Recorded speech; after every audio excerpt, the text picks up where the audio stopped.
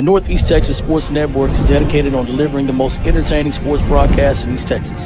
And if you're interested in having your next sporting event streamed live, visit us online at NETSN.live.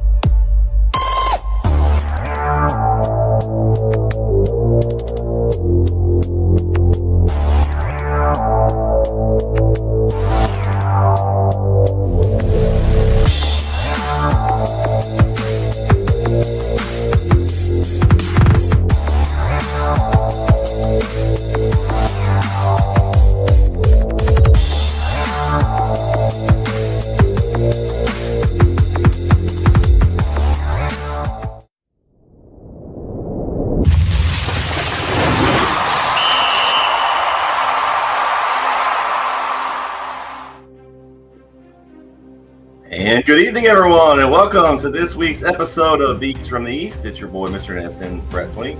Today we have our normal panel plus one. We have Coach Jeremy Diamond here with us today. We have Mr. Resident OT Kyle Lewis, and our special guest, he's back. He's now a guest of the show. He's missed too much. Jared Peoples, what's going on? All right. Got to give you a hard time. Come on. We miss you, Jared. We miss you. We got to give you our time. One reason I'm back is because y'all worked with me on the time. The second is the people have spoken. You know, and they're like, hey, we've got to have Jaron back. The peoples have spoken. Oh, yeah. Who Yeah, spoke? your wife said, I need a break for a minute. Can you Oh, man. That's what my wife says sometimes. I think it's time for your podcast, right? I have the we people. go live. Man. I just want to know who else spoke, because we got to meet Coach Griff this week, Jaron, over in Overton. He came in the press box, and he thanked us for being there and told us how much he enjoyed our show each week. So shout out to Coach Griff. But man, it was the first I got to see KO in person this week. We actually were at the same game for the first time all year, so that was a lot of fun. And then I was at your school Friday. Yeah, you were, and you had nice access, some good, nice, that pass probably is one you hang up on the wall and keep there. Well, it was only good for this year, so got to get a new one for next year. But it looked nice. It was a nice looking pass. It was nice, and it was heavy. It was real heavy around my neck. Felt like I had a medallion hanging from my neck. But no, it was very hospitable in Chapel Hill. So shout out to the Chapel Hill people for the hospitality. Coach Reardon kicked us out of the locker room and then brought us back in because we had access with Reardon, and we were in there pregame, and we were just kind of standing around in the locker room, which is awkward because like they're trying to get ready for the game. So Coach Reardon walked in there and he's like, "Hey, I'll call you in when we're ready." I'm like, "All right, bet." Let's get out of here and stand outside. But my favorite pregame tradition is Chapel Hill singing "Lean on Me" in the locker room. Like those kids get into it. It is awesome. That was cool. That was a cool video. It is awesome. It was cool. I like your shirt there, KO. Hey, defend what is ours. Malakoff Tigers, all right? Defend what is ours. All right. That's just because I don't have Winsboro gear, so I can't wear the Winsboro gear. But I got Malakoff gear. Okay. I feel like KO brings the dancing and the singing out of people because like he goes to Marshall and they're dancing post game, and then the next week he's in the Chapel locker room, they're singing. Like this guy's like he's got show tunes. Like next thing you know, he's gonna be Fred Astaire out there like tap dancing before the game or something. Come on now, KO. Hey, listen, where we're going this week, there might be some more dancing. You just never know. The voice of the peoples is here. Okay. All right. That's, like that. That's good. You know. You got to have a lot of peoples though, because you got to speak for everybody because you root for everyone, Darren. That's right. Oh yeah, I know. Big teddy bear.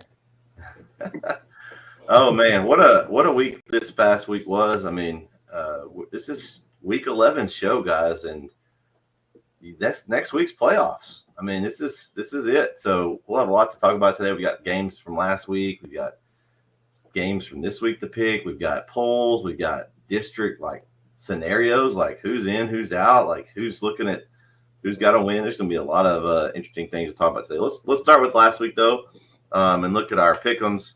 Jaron, you weren't here last week, but we all agreed a lot last week. We were really worried. We were like, man, is this going to be a good thing or bad thing? Well, it didn't turn out too bad overall.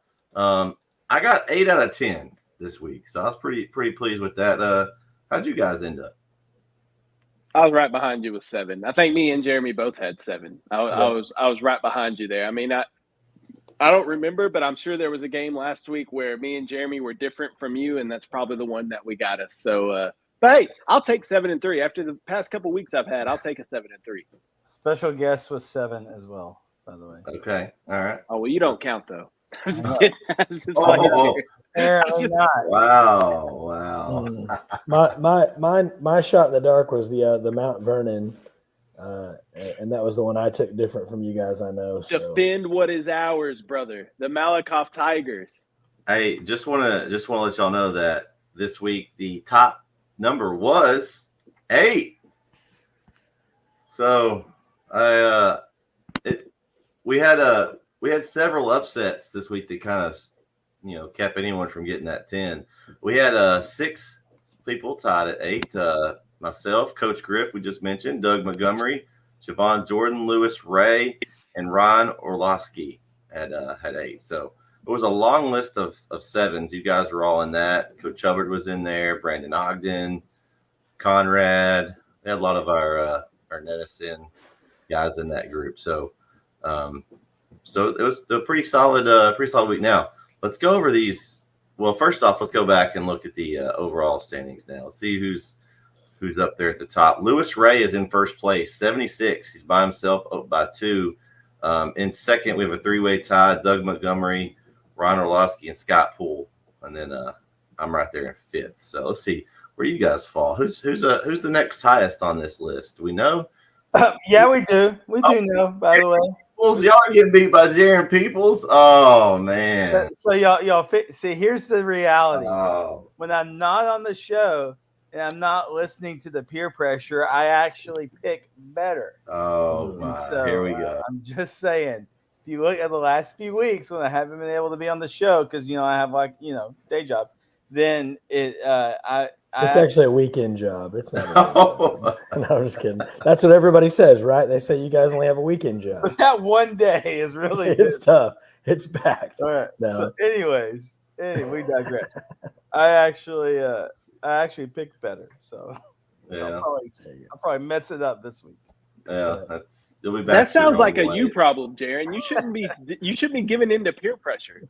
That sounds like a you problem. Hey, aren't you a youth pastor? Don't you teach about not giving in to peer pressure? Yeah, I know, right? I mean, that's one of the like, don't give in. You stand your ground, No, I'm a culture invade, Okay. Well, hey, KO and I are one point behind. We're right there. Yeah, we're 19th on the board. And again, I think I'm ready to say though, I'm not winning the championship this year. I don't think it's going to happen.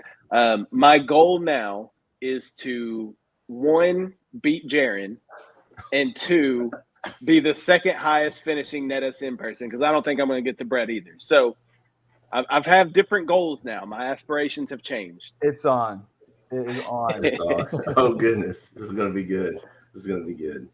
Well, and that was what happened last week. So like, we're picking along and picking the same picks, and then Kyle's like, well, I got to pick different than Jeremy. And there was a couple of those that y'all switched. I think I was on the side of somebody else each time. I don't think I picked by myself. But one of y'all picked it, and that was the two that were lost. And that's why y'all both tied, I think. So, there were some interesting games, and let's go talk about those games, because there was a couple I did not see coming. Let's start with game 1. This one I did see coming. The Gladewater Bears, man. I think, does that officially confirm them as district champs? I believe it does. I don't know when the last time Gladewater won district, but shout out to Coach Lewis and that group. I mean, they've just had an outstanding season. Super, super pumped about them, and hopefully we get to follow them in the playoffs several rounds in and see how far they can go. But a big win for them as they beat the Atlanta Rabbits 34-18. Jaron, you weren't on the show. Did you pick Atlanta? I know you're on Atlanta. I did not. No, I picked Gladewater. Okay. I had a couple weeks ago, I did the Gladewater game and got to spend some time with one of the assistant coaches for Gladewater. And it's really cool just to hear his just heart and thought on just how different these guys were. And he said these kids, he goes, they're putting in all the extra work. They want it. He said it's flowing through their veins. And so, I mean, hearing that, I've jumped on that Gladewater bandwagon. They've got some sauce. They got some juice, and I think they're going to do well. KO, what do you think about this one? I'm just happy for Coach Lewis, man. I think that, Atlanta, we talked about it, was going to be Gladewater's toughest test in district play that they had left. And they really made it look easy, almost doubled up Atlanta, who we think is a really good football team. So super happy for Gladewater, super happy for Coach Lewis. And I'm excited to see what they can do. I mean, it kind of feels like the 3A Division I is kind of wide open. And so, I mean, why not Gladewater, right? Why can't the Bears make a run? They play good defense. They have a ground game that is difficult to stop. So why not Gladewater? So I'm excited to see what the Bears can do. Well, you and I both had Jefferson, going pretty far. Those are our valued bullies, and we kind of thought they were the class of not just the district, but really the region. Of course, Winnie and now Commerce will have something to say about that too. But so yeah, I think Gladewater's got a shot. There's a lot of good East Texas teams in this region that's got a chance, and there'll be some interesting matchups. I think it really will come down to the matchups, right? Who matches up with who better.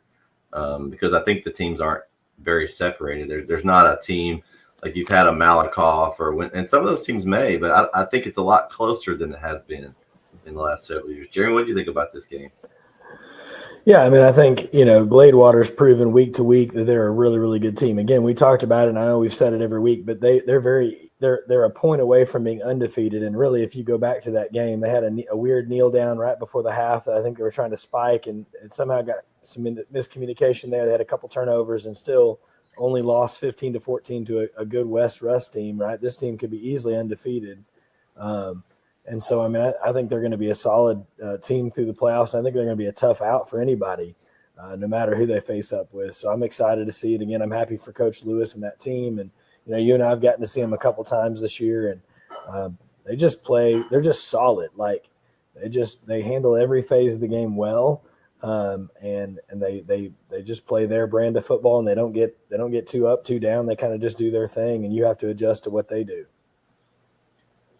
Game 2, Mildred goes into Carlisle and takes care of business, and they are now the number 2 seed in that district as they win 28-21. That game was back and forth. We had that game on NETSN. I kind of had an eye on it.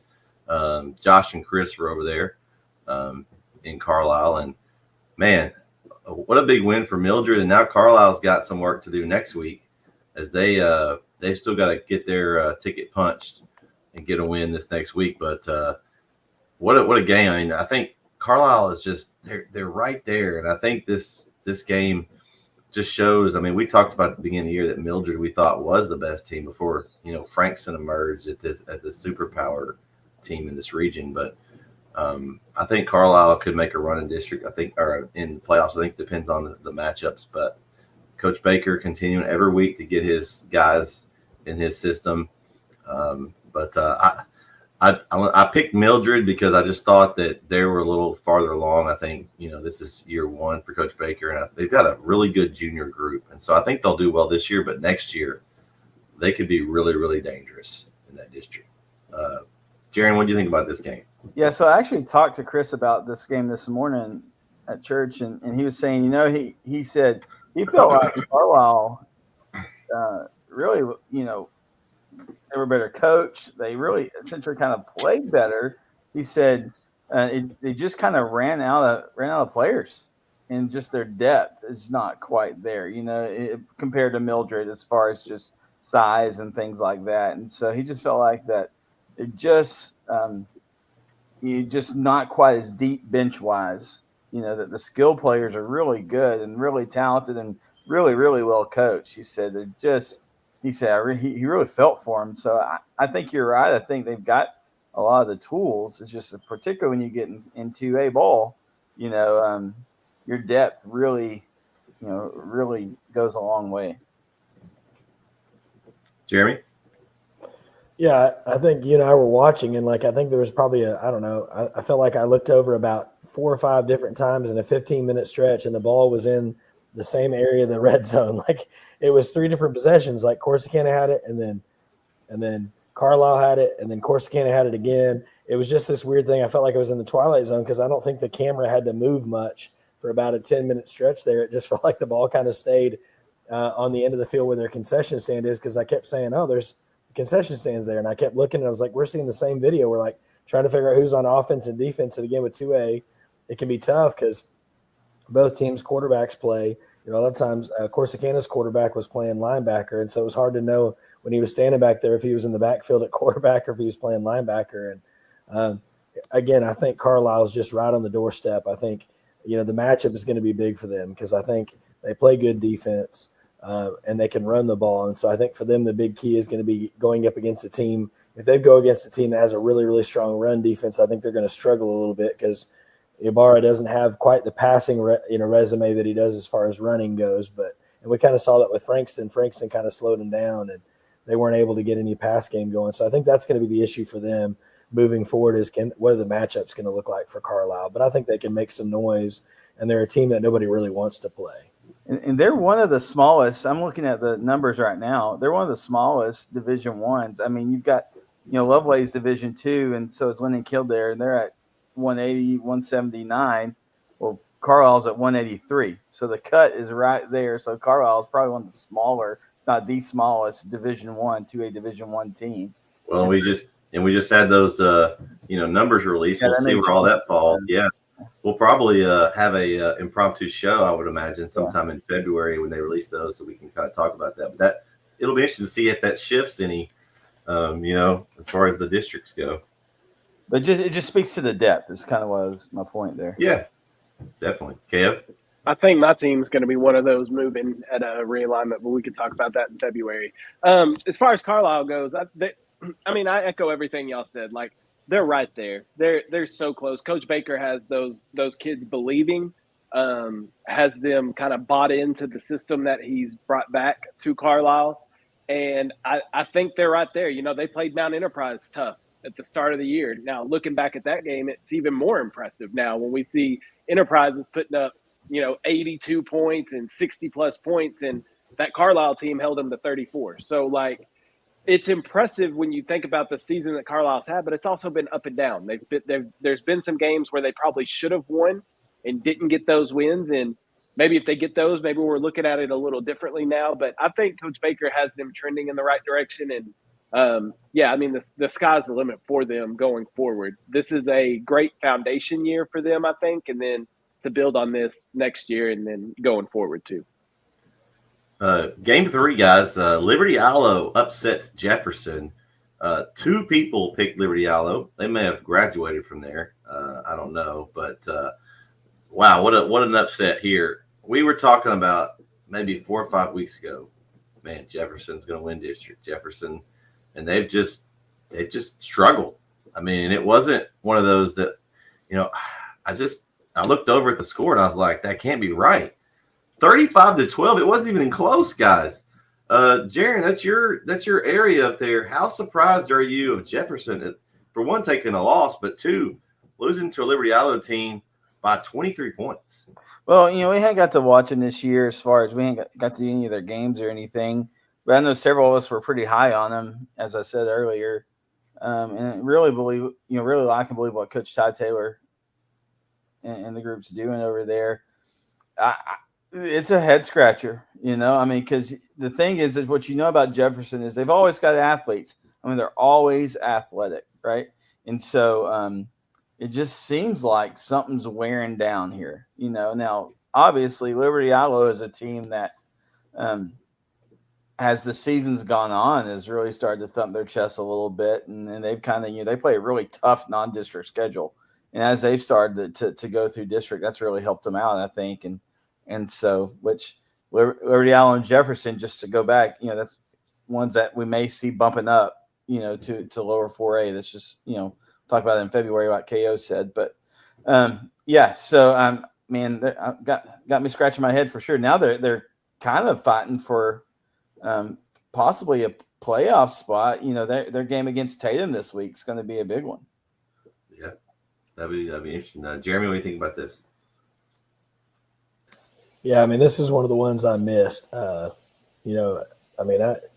think, again, Liberty Ilo had a pretty tough start to the season, right? And, I thought for sure Jefferson was going to be the group here in this district. And I mean, yeah, like you said, they're fighting. They and Tatum both have a 2-3 district record, and really the winner of that one is gonna lock a spot. And if Jefferson loses this game, they're for sure out because they've lost to Liberty Ilo, right, the head-to-head, and they would have lost to Tatum, and so they would be the team that would be out here. So it's a huge game. Okay. I don't know what it would look like if Liberty Ilo loses. I don't know how that tiebreaker works with Tatum. I think they beat Tatum, and so if Tatum lost, I think they're out. So that's it was a huge win for Liberty Ilo to move into that spot and kind of pretty much lock up third. Yeah. Okay. I'm kind of like Jaron. Me and Jaron were beating the Bayou Bully drum at the start of the year. I remember saying Jefferson and Westwood for a state championship, and both those teams don't even look like they're going to be anywhere near a state championship this year. So don't listen to me for opinions. I don't know what I'm talking about. Dude, that Westwood drop has been crazy. That's been crazy. But Jefferson is like, they lost to Gladewater by a point, which we know Gladewater's a fantastic team. So looking back at that, you're like, okay, Jefferson's still quality. Then they lost by a touchdown to Atlanta. You're like, okay, it's Atlanta. Like, that's okay. But then to just get blown out by Liberty Ilo, who, in my opinion, hasn't been that strong this year. Like, they've had a down year compared to Liberty Ilo standards. And it's confusing. It's head scratching. Like Jaron said, I just don't know. The only positive I can spin on this is they have a deep junior class this year at Jefferson. So maybe Coach Taylor can motivate these kids next year by looking back at this season at missed opportunities and things how it could have went. And maybe that junior class now being seniors next year will be able to kind of get some motivation from this year. But yeah, it's tough. And yeah, now they're in a must win. Playoffs start this week for Jefferson and Tatum. Like it is a playoff game this week for both those schools. You win and you're in, you lose and you're playing basketball. So it's a must win for both teams this weekend. And That's what we love about high school football. These Week 11 games coming down to must wins. All right, game 4. Canton and Quinlan Ford. Canton gets a big win, and they now have a chance to win district. They have a matchup with Sunnyvale next week for the district championship. They win 35-10 handily over Quinlan Ford. KO, surprised by the differential of the score? I thought Canton would win this game. I picked them, but I didn't. I mean, that's a pretty impressive win for them. I don't know if I got surprised, yeah, but in a good way. Not a bad surprise. I just think that the whole thing about Canton this year is they haven't played anybody that is of quality. You know what I mean? And that's not a shot at these other schools, but you can also look at that. Yeah, they may not have been playing that upper echelon competition, but they're destroying them. They're doing what they're supposed to do. They're not having close games. They're not making it nail biters. They're not down at halftime and having to come back. They are just dominating these games. So I was excited for the last week's game because they were playing Quinlan Ford, who's had a good year. This is a good first test for Canton, and they passed with flying colors. They did to Quinlan Ford what they've been doing to everybody else all year long. So this Canton team is dangerous. This is a dangerous team over in Van Zandt County. They'll have their hands full with Sunnyvale this week, but I'm excited now for a different reason to see Canton. I've seen them against a good team. Sunnyvale, a better team, so they'll get an up in competition this week, but I see no reason in why Canton shouldn't wrap up an undefeated regular season. And the thing about Canton is they have a strong defense, and I preach this all the time, that defense wins championships and defense travels. That's the other thing too. Like your defense, if you have a good defense, you going on the road to play these playoff games, it'll go with you. That defense will travel with you, and you're in every single game if you have a solid defense like Canton has. So I'm impressed with the Eagles, man, and I hope they can wrap up a 10-0 season next week. Jeremy, what did you think about this one? Yeah, I mean, I'm impressed. I was looking again to double check. I thought I was around right, but they haven't given up more than 20 points. And the game they gave up 20 points was to Rusk, and they were up 61. They won 61-20. So we really don't know how much of those 20 points were done in mop-up time, right? Like there hasn't been anybody. I mean, you got 10, 15, 7, 0, 0, 7, 14, 20. I mean, they're not giving up points, and they're scoring. You know, I think in fact, this 35 was the 34-35 is the fewest they've scored. So they're scoring and they're not giving up points. I mean, that's a dangerous team. Again, Sunnyvale is going to be a different animal, but they've got all the momentum on their sides. I think they're really confident. I saw a video, I can't remember exactly where, of the coach from Canton, and the players were just so pumped for him, right? It was like a post-game interview, and the kids were coming over, they were jumping and just, I mean, you love to see that, right? You love to see it, kids that are bought into a coach's philosophy, and it seems like these Canton kids are all in. Jerry? Yeah, similar to KO, really didn't know. Even when we were doing our polls, it's like, yeah, they're undefeated, but what's been their really biggest test, right? It's just really hard to get a barometer on that. Quinlan Ford, was, their biggest, seemed to be their biggest test, safe test. But, I mean, and I picked Canton, I mean, as most people did. But this week's going to be the big tell. I mean, Sunnyvale's a really, really, really good team. And so, and we know that division for a Division II, once you get in the playoffs, gets pretty gauntlet, right? With some of the teams there. And so we'll find out pretty quickly in the next few weeks, I think, kind of what that Canton team really is made of. But, man, massive kudos to them. They have really just anybody that's been in front of them, they've blown them out, really. Mm-hmm. They've been a team we've talked about all season. I think that's kind of been the topic at right. I mean, you said Canton's won, but who have they beat? That's one of those things you ask when you're doing a poll, like who have you beat, who would you lose to, like who's and they beat everybody's in front of them on their schedule. But this is finally, I think, a good quality win. I think it's a solid win. But a win over Sunnyvale, if they're able to pull that one off and beat Sunnyvale, then I think you're looking at Canton as a prime contender in that region. Then, because I think that's the game they need to win. We'll see if they're able to do it. Sunnyvale's a good team, but shout out to Canton, man. I don't know. That's an impressive mark. It's tough to win every game. I mean, we don't have very many teams around here that are 9-0, so it's tough to do. All right, Game 5. There was a stat too. There was a stat too. I'm trying to find it real quick because Coach Regal posted it the other day about the historic nature of them going 9-0. Second time in school history that Canton has been 9-0. So, wow. I don't know if they've ever had a perfect 10-0 season, so that could be a first for them. But yeah, like Jeremy mentioned too. These kids love Coach Regal, and Coach Regal is an awesome guy. Like he's been over in Eustis, he's been over in Mineola, now he's in Canton, and he's just a phenomenal guy. And he's a great defensive mind, and I think that's why you see Canton's defense playing like they are. But yeah, Coach Regal's an awesome guy, and I'm happy for the success they're having. Game 5. This was the other one that I missed. Wascom over Elysian Fields. Man, I did not see this one coming. This was a back and forth game. Wascom ended up pulling away 34-21. Jaron, what do you think about this? I mean, we've all been high on Elysian Fields, and I just thought they would just wrap up play. And now that district is really, really interesting. You got a 3-way tie for first. That one, I was talking with Tristan over with KMHC, offline the other day, and it's kind of real funky just what the tiebreaker scenarios look like over there and stuff like that. I was really hoping. I mean that rivalry, and you guys know this, KO knows this, especially just covering those schools, that rivalry goes back a long time. I mean, I remember I was at a Wascom Elysian Fields playoff game probably 6-7 years ago, and there is no love lost between those two schools whatsoever.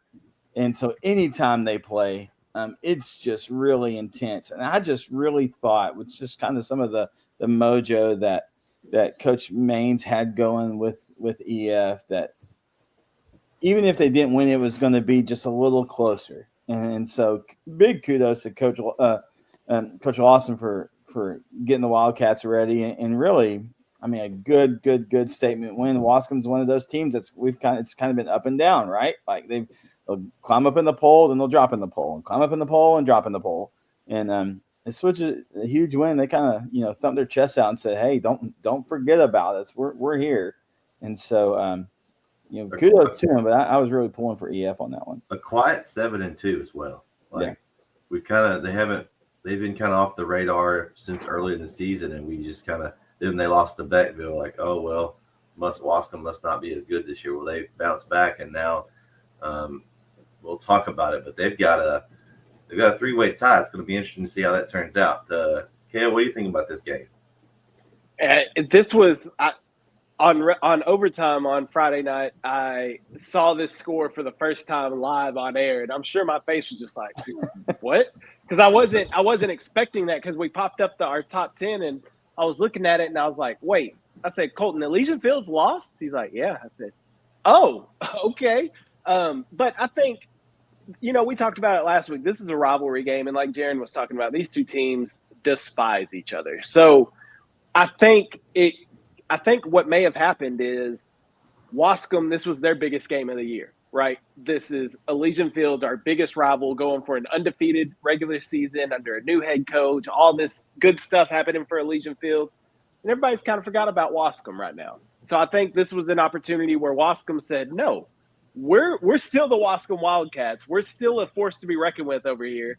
And they went out and proved that on Friday night. And that's what you love to see. You love to see teams battle like that. It would have been real easy. They lose to Beckville and kind of just let the season get away from them there. But they didn't. They've refocused since that Beckville loss and racked up 2 big wins. And now Wascom has a chance to at least get a share of this district crown. And I know it's going to be a crazy finish there with all of them 5-1, but yeah, you're right too, Brett. It's a quiet 7-2. We kind of wrote them off after they lost to Garrison by 20. Like, this Wascom team may be down a little bit this year, and then the loss to Beckville, because we didn't think Beckville was doing very good this year. They've turned things around. So I think, Wascom just proved why they're a state power, like they have been for years, because you don't ever want to count them out. And Coach Lawson has the Wildcats playing good ball right now. And why not Wascom in this playoff picture too, right? Like it's any given Friday night when these teams play that somebody can get an upset over somebody. So it's a fun district to keep up with. Yeah. And I think, from what I understand, EF has the tie. If EF beats Harleton next week, they have the tiebreaker, and so they would get as far as they'll go in as the 1 seed if EF beats Harleton next week. But it'll be a 3-way tie, So. Well, and it's weird too because really, I mean, EF has the toughest opponent left. I think Beckville has Ore City, and then Wascom has Hawkins, right? And so if you look at it, like Harleton's in the 4 seed, and so Elysian Fields has the toughest remaining opponent if you're looking at record goes. And of course, that sometimes that goes out the window with district play. But yeah, I mean, it's that weird thing where Beckville lost to Elysian Fields but beat Wascom, and then Wascom beats Elysian Field. It's like that. Everybody's it's that Spider-Man meme. They're all kind of pointing at each other like, who's number 1? And we're all in the same spot, right? And you, me, who? And so, yeah, it's kind of a crazy thing. We thought Elysian Fields was going to wrap it up, and hats off to Wascom for making us say, for going not so fast, All right. Game 6, Mount Enterprise and Nacogdoches. This was what surprised me in this. Mount Pleasant. Because if Mount Enterprise was playing Nacogdoches, that would be a story. Sorry. That would be interesting. I might put I don't know. Kagan Ash is legit. Stop. The defense would be the issue on that one. Sorry, I'm just used to saying Mount Enterprise. We've had them a lot lately. So sorry, Mount Pleasant over Nacogdoches. And the reason this surprised me is because only 17 people out of 70 picked Mount Pleasant, and I was one of those. Who'd you guys have? Did y'all have Mount Pleasant? Yeah. I think a lot of folks. Let's just be honest. They looked at the record and they're like, they did. Oh, and they didn't watch the show and listen to us. They did not. And it was a big win. 48-21. Mount Enterprise with the win. 3 wins on the season. Mount Pleasant. Did I say it again? I'm sorry, Mount Pleasant. I'm gonna get it here. You're gonna get emails. There will be emails. I'm sorry, Mount Pleasant. I apologize. Yes, Mount Pleasant with the big win, and I don't think that this surprises anybody on this show, but we've talked about it. If you haven't watched the show all year, we've talked about Mount Pleasant all year long as their schedule being so tough. If you just go look at their schedule and their opponents' records, that's why they're 3-6. It's not because they're not a good football team. They've played a really tough schedule. It's helped them. And so now you look at them and, they're in that they get a 3rd spot, right? That'll be where they'll fall. And that will be probably the 4th there. So as long as everything plays out, nothing goes crazy last week. But, yeah, big win for them. Now, again, the 3rd position in that district is going to be traveling. They do home and home playoff games. And I haven't looked at the district down there, but I believe it's P&G Huntsville's district. And so that'll be a tough first-round game. But I think, Mount Pleasant's, they're battle-tested, so they played a tough schedule. So it wouldn't shock me for them to go down and someone, again, overlooks them as like, this team hadn't won very many games all year. And they end up coming out on top. But what'd you guys think? I wasn't really surprised. I mean, I thought it might be a little closer, but, man, Mount Pleasant they asserted their will here, KO. I was impressed. I have been – look, you can make this – I know it's black and gold and it's an M, and I know it's from Malakoff, but let's say it's Mount Pleasant for this one because I've been banging this Mount Pleasant drum for a while too. I've said last week this is the best 2-6 team in the state, I think. And now I would say they're still the best 3-6 team in the state. I am so high on this Mount Pleasant Tigers team, and I'm happy for Coach Cluley because he's doing a remarkable job. It's got to be extremely difficult to keep a team motivated, a team of high school kids motivated when you're losing week in and week out, right? Even if it's close games, it doesn't matter. But if you're losing week in and week out, it is so hard to keep a group of kids motivated towards one singular goal. Hey, it's okay. Like we still have everything we need right in front of us. And they've gone out here now and won these games that they needed to win and punch their ticket to the playoffs. And I'm impressed with this group. They play extremely tight defense, and they can put up points when they need to. But you're talking about they might have to go play P&G or Huntsville, which will be tough for sure. But yeah, I got my money on Mount Pleasant because they played Texas High close, they played Marshall close, they played Lindale to 1 point, and so they played these good teams really, really close. And now they're beating good teams. They're beating Nacogdoches, who's a good football team. So I'm impressed with Mount Pleasant, man.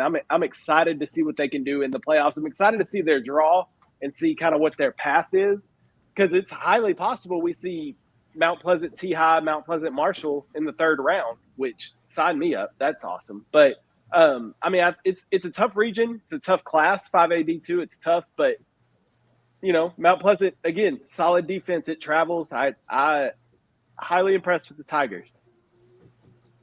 Jeremy? Yeah, I think Kyle, he said it so eloquently. I don't want to give him too many props there, but he did a great job there. I think they are. They're this team that like everybody overlooks because of their record.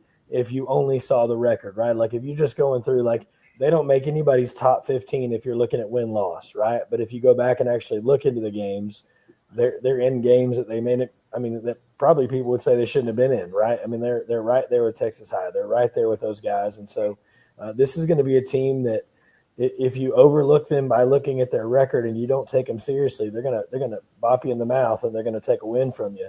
And so I think this is a dangerous team for the playoffs. They've proven that they can stick with it even in spite of the record. Sometimes that is hard. I think close losses sometimes are worse than blowouts, because with close losses you can almost look at, well, if this one player, if this one thing, right? And so sometimes those hurt worse because players can look at it and go, if I did this thing. And so to keep them rallying, to keep them fighting and moving forward is huge. Jaron?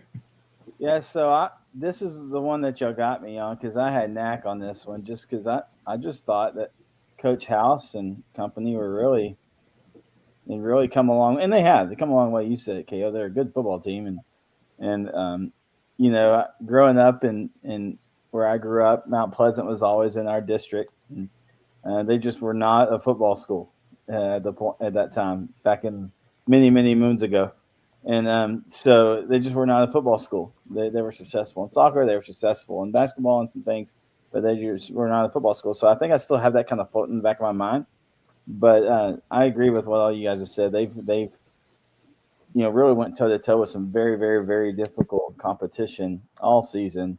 And while the record doesn't look like it's in their favor, the thing is you just got to get in the dance, right? You got to get in, and the more battle-tested you are, the more prepared you are for the playoff run. So we'll see what happens. But man, I'll wave that flag with you, KO. All right, Game 7. We'll start with you, KO, on this one. Malakoff over Mount Vernon, 38-27. Man, Malakoff, hey, fool me once. No. Not fooling me twice, Mount Vernon. Sorry. They cost me the week before.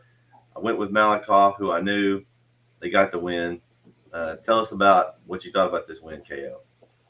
I'm excited. This Malakoff team, we wrote them off. I say we. I wrote them off. I did. I had lost hope in them. Even talking to Coach Driscoll before the season started, he told me, he said verbatim, it's going to be a tough sled early. It's going to be tough sledding early on. Like, we're going to be learning some things. It's going to look rough at first. But he did say, he goes, I think we have a team that can do some things. It's just going to look rough at first. And it did. It looked bad early on. But this Malakoff team is coming around. They haven't won a state championship and been to state championship games for no reason. Like, they have that pedigree. They have that mentality. Coach Driscoll does a fantastic job over there getting the kids motivated and getting them in the right positions to be successful. And now, no, they're not going to win district, but now they have a chance on Friday to wrap up the 2 seed. And after, week 4 of the season, who would have thought that Malakoff would be sitting here as a 2 seed going into the playoffs? So I think that they've done a fantastic job getting things turned around. I think they finally figured out their identity for this team this year, which, again, with high school kids, it takes a little bit to figure out sometimes. We saw that with Pine Tree. Pine Tree struggled early on. They found their identity, and they're a dang good football team now. And I think it's the same thing with Malakoff. They had to find their identity, find who they are. They found that. They found what works, and now they have just as good a chance as anybody else in that region to make a run. Like we talked about earlier, that region is wide open right now. Jeremy, You took Mount Vernon. Colin, I warned you. You didn't listen. What are you thinking?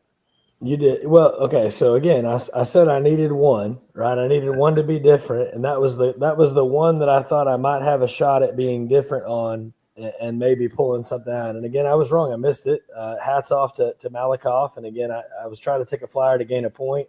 Unfortunately, I didn't do that, and I probably should have just stuck with it and finished 8-2. But sometimes you think you can steal one, and I got caught. So I had my hand in the cookie jar a little bit too long, and somebody put the lid on it. So. Congrats to Malakoff. Again, I think you're right. I think we kind of overlooked them a little bit. We kind of wrote them off a little early, and so they're making noise now when it matters most. All right, Jaron, what did you think about it? Who did you have in this one? So I had Malakoff, and I tell you, Friday night at Tiger Stadium in Malakoff is going to be intense. As Winnie will travel to town, I'm sure we'll talk about the game. But just to KO's point, the way they've kind of battled through and now going for that number 2 seed against the team that there's no love lost for in Winsboro, right, between these two schools. Now, who'd have thought that these two teams are usually vying for the number 1 seed? Now they're vying for the number 2 seed, right? And so that's kind of interesting with Commerce kind of wrapping up that 1 seed. But again, I think it's going to be a fun game. But kudos to the Tigers. Like you said, KO, you weren't the only one that kind of written them off, dropped them out of the polls. This is their off year, But kudos to Coach Driscoll and company. They've primed them right, and they're heading in a good direction when they need to. All right, game 8, Joaquin and Shelbyville, a game we had on NETSN. Joaquin, a statement win, 34-10. The Rams have kind of ride the ship. We're kind of concerned there for a little bit.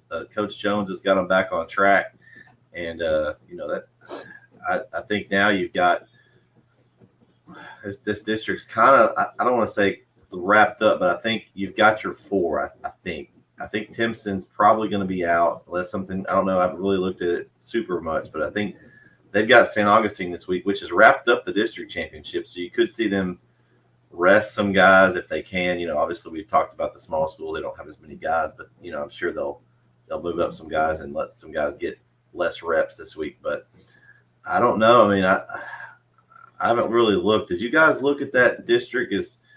I think Timpson doesn't have a tiebreaker over any of those guys ahead of them. Their only wins against Hemphill right now. And so even with a win over St. Augustine, that won't help them in a tiebreak scenario. I don't think they can get in.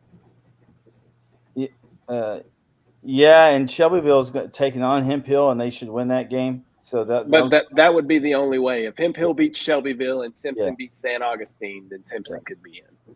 Yeah. That's probably not going to happen. So, I mean, we knew someone was going to get left out. It looks like maybe the Timpson did not think it would be Timpson. No. We've been talking about Timpson's long runs over the last several years, and it's just tough. I mean, when you get a district like that, that's brutal. But I did have Joaquin here. Did anybody have Shelbyville in this one? Well, probably you did. KO. This was my flyer. Flyer, like Jeremy, because y'all were going with Joaquin. I had to just try and be different on one of them, and this was the one. And like Jeremy, again, I got bit. I got rammed, I should say, by Joaquin in that one. So got rammed. I got Dodge rammed by the Joaquin Rams. So, but no, shout out to Coach Jones and them. I mean, again, we've talked about this. We sound like a broken record, I think, but they're playing their best ball right now, and this is when you want to be playing your best football as playoffs are approaching. This was the same team last year that we didn't think much about going into the playoffs. Very similar, and they made a state semifinal run. So they've got the pedigree to do it. They just did it a year ago. I think district is interesting though, with St. Augustine being at the top of it. Somebody we didn't expect to be up there, but I know we're all happy to see them up there. But we didn't expect them to be up there. Kind of thought it may be flipped, with Joaquin being up there and that. But excited for Coach Jones and the Joaquin Rams, and this final week of that district's going to be fun too. Yes, we got all 4 teams, we think, but where they're actually going to be seated at will be fun to figure out. Yeah, and you could see some of these matchups a second time, I believe, too, because again, we saw Joaquin and Shelbyville matchup last year. We were able to call that game, and so I think you could see another matchup from this district again. Jaron, what do you think about this game? Yeah, so I had Joaquin, and so their game Thursday against Garrison, they're going to be playing for the number 2 seed, and that's going to be a dogfight. Hey, Jaron, do you know where you can find that game? Oh, that's an NETSN one. Yeah, that'll be a well-viewed game. It's going to be an important game because, again, kudos to Joaquin. I had them beating Shelbyville, and so yeah, as far as this game, I think it was a good win for Coach Jones and them. But man, this 2A Division I bracket is probably my favorite bracket, and how it can go, and just kind of the matchups in it. I think that's going to be a really fun bracket. And really some East Texas teams kind of cover, multiple regions there with kind of how the region's set up in 2AD1. Hey, Jaron, I have another question for you. Where can you find that playoff bracket once those playoff brackets? Hey, we got those on the NETSN website right now. Yeah, they're on the NETSN. What does that cost, Jaron? I'm unfamiliar with the price. Oh, $0. It costs you an eyeball. It costs you an eyeball. It's a tough economy, man. I don't even know if that water's free anymore. And so to find out anything's free. It's not. This cost. This is water. Jeremy, what you think about this game? I know you were back in the Rams. You've had them the last couple of weeks. You were on the Rams bandwagon first. Yeah, I mean, I think they've they had a little hiccup there, right, for a minute, but I think they've gotten again back on track like a couple teams have, and so they're kind of hitting their stride at the right time. And again, that's a big game, Joaquin and Garrison, for number 2. And again, I think probably if you look at head-to-head, they're probably going to be favored whether the 2 or the 3. But it's always nice to be the 2 seed and have a little bit of advantage there. And so, I'm excited for them. I thought they played well. And again, Shelbyville's not a bad team. And, so I think it's just one of those fun districts that's kind of been, kind of open. And again, the team that's in the lead of the district was not the team that we really thought was going to be the lead of that district. So I think that's been fun too. All right, we got game 9, Pine Tree and Lindale. A close one there over at Eagle Stadium, 17-10. Lindale gets the win. They take the 2 seed in that district. It'll drop Pine Tree down to the 3 seed. And I think the seeding is pretty locked in that district now. But I was a little surprised at how close this was. I thought Lindale would win by a couple of scores, a little closer than I thought. Jeremy, we saw Lindale earlier in the year. Were you surprised at the game? This was really close. Yeah, I was surprised. I thought Lindale had 2 scores up on him, but man, I mean, Pine Tree literally made them work for every inch. I mean, I think that was one of the few times where just watching it, like Hank Thurman didn't really have much success, right? And he's kind of been running wild all year. And I thought Pine Tree had a really good game plan against Lindale, and then I thought they did enough to hang around, right? Like defensively, they were there. Offensively, they scored, 10 points. And again, that's not a ton, but when you only give up 17, they just needed another score. But I think Lindale kind of showed who they were late in that game and kind of pushed for that last score to put them up. But it was impressive. I mean, I was, like I said, I was surprised that it was close. So I think that says a lot about Pine Tree and where they've come from based on what they look like early in the year. And then I think it says a lot about Lindale to win that game that you could lose because it is tight, Jaron? Yeah, so kudos to Lindale. And I think if we want to go back, and you can watch the preview show, I think a certain voice of the peoples had Lindale with that number 2 seed in the district. So I'm just saying. But kudos to Lindale. But I do have to give a lot of props to Pine. Did you have Pine Tree at 3?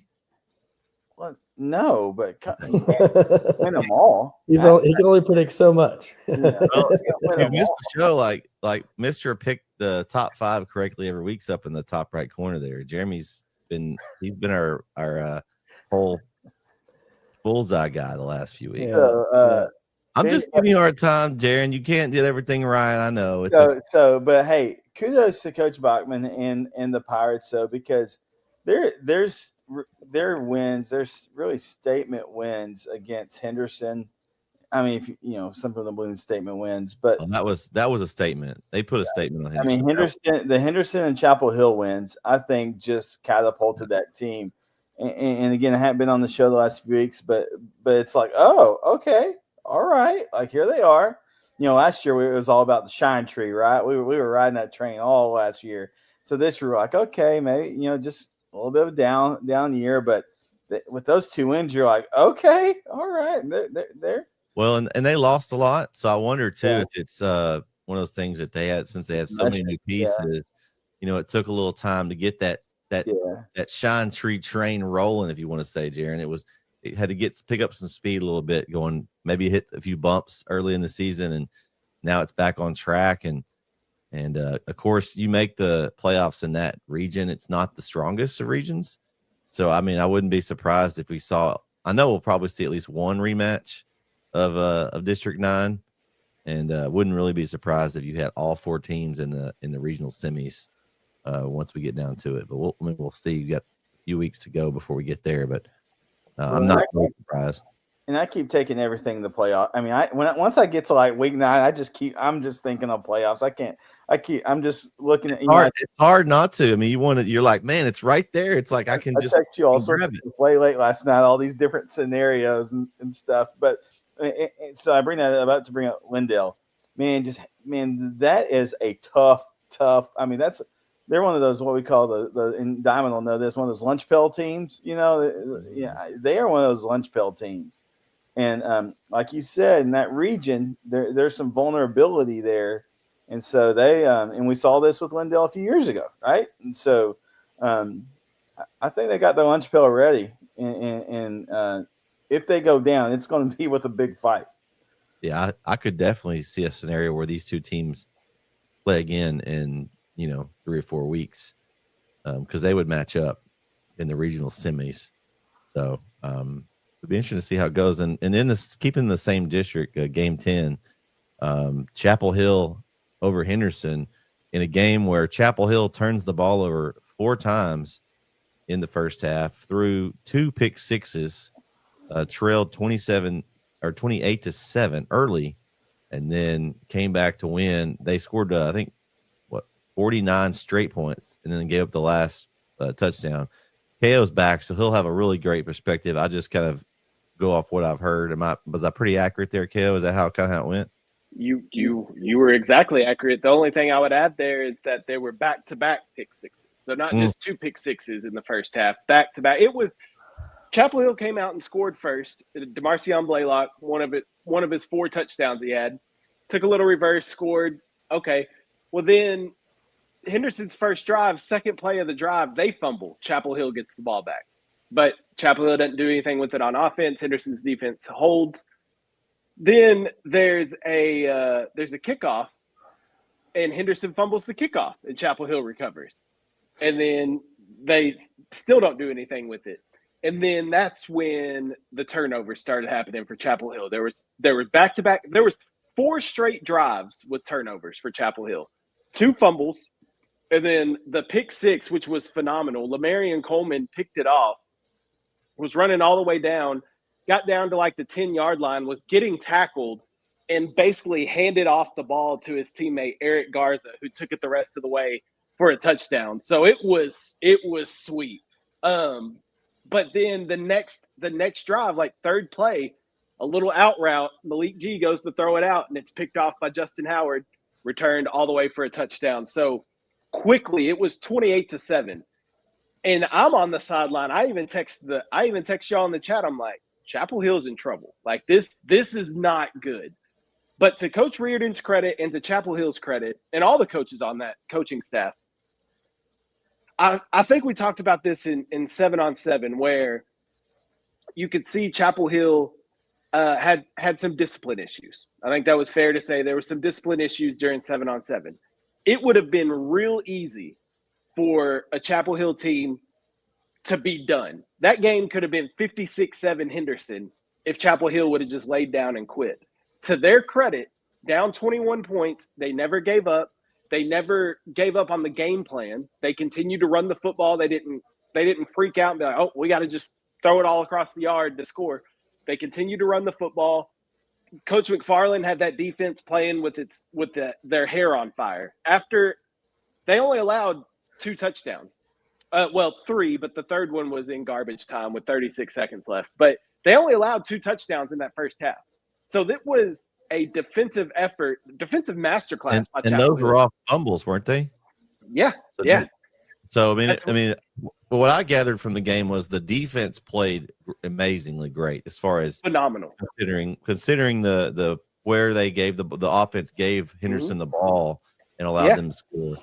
And that's what I'm saying. The defense kept them in the ball game for sure. Now the offense had to get things going, but they figured it out. In the second half, they kind of figured it out. Well, obviously in the first half, they figured it out. They came back and tied it up at 28 at halftime and then just pulled away. It was 56-28 with 36 seconds left, and Henderson scored to make it 35. So, but I was more impressed with the resiliency of Chapel Hill because, again, I've seen these Chapel Hill teams, not just Chapel Hill, but I've seen teams like this before fold. When it's 4 turnovers in a row on 4 straight possessions, that's demoralizing for a team. And, I mean, you could hear it in the stands. The fans were getting aggravated with it.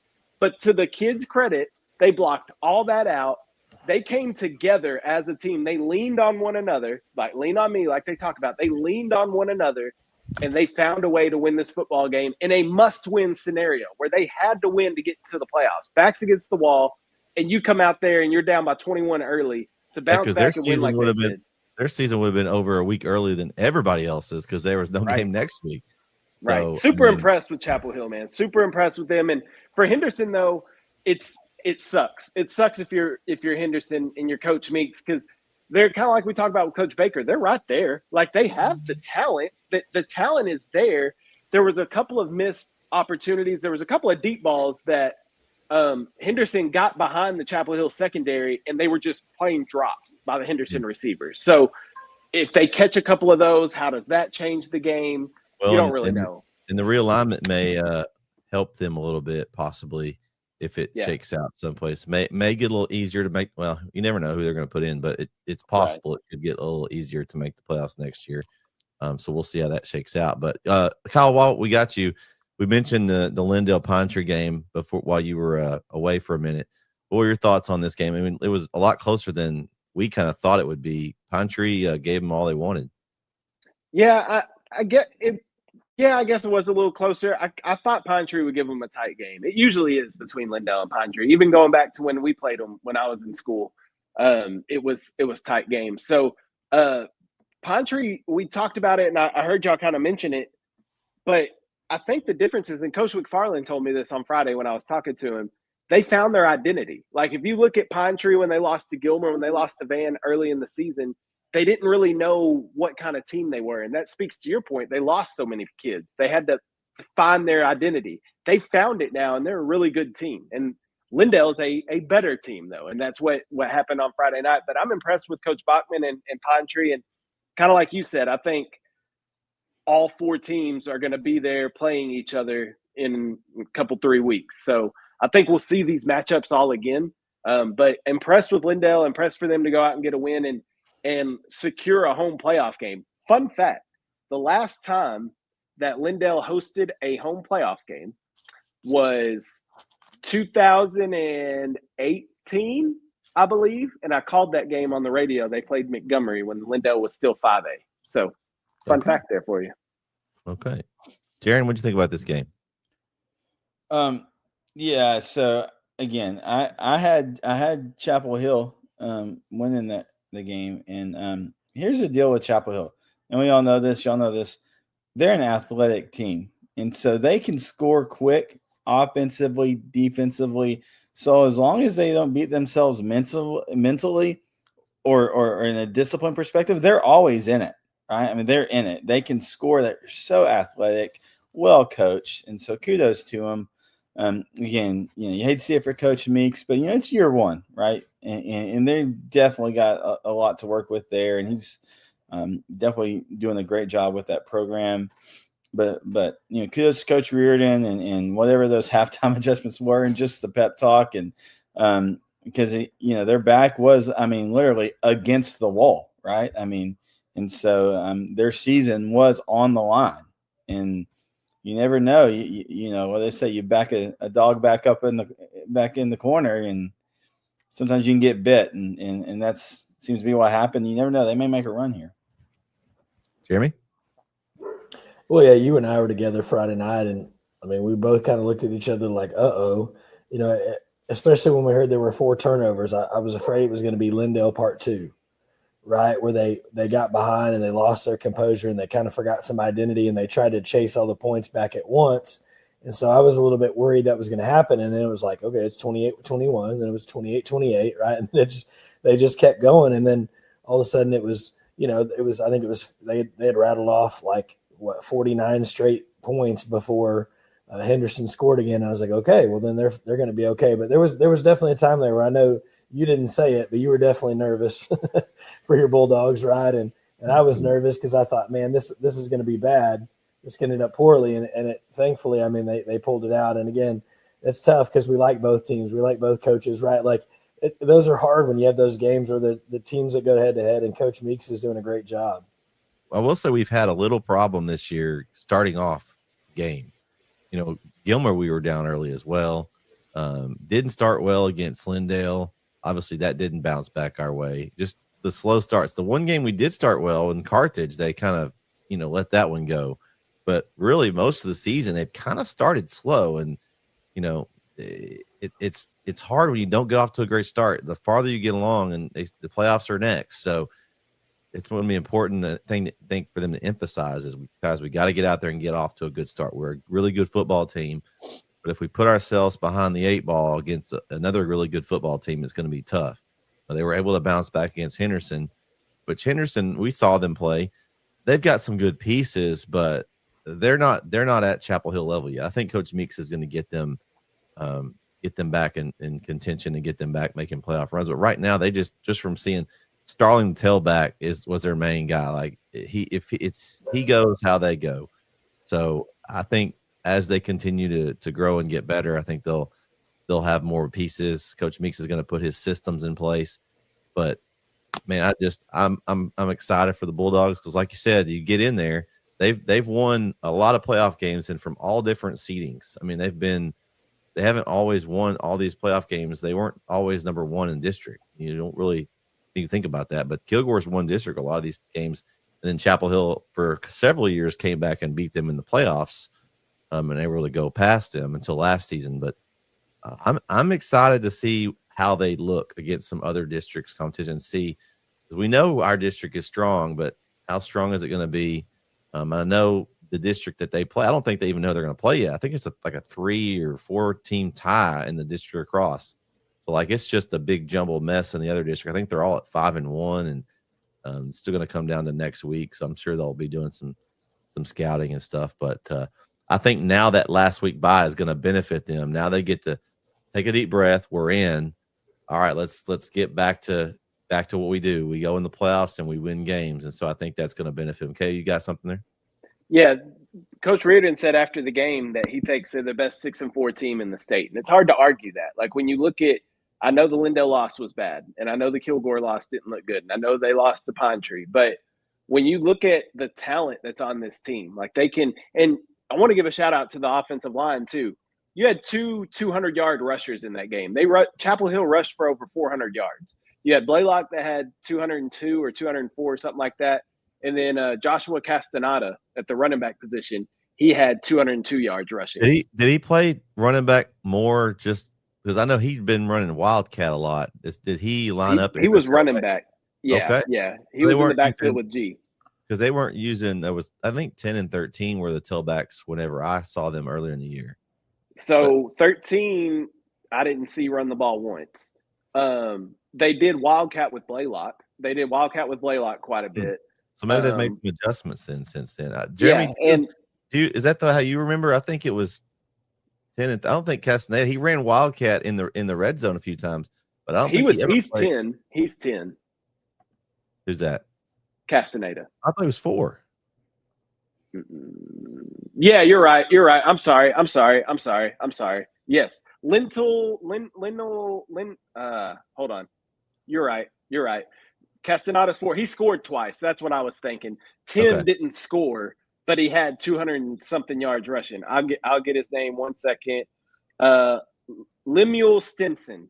Lemuel Stinson, 23 carries for 202 yards. Okay, yeah, he was a starting tailback when we saw him play. Yeah, so he was the tailback. Yeah.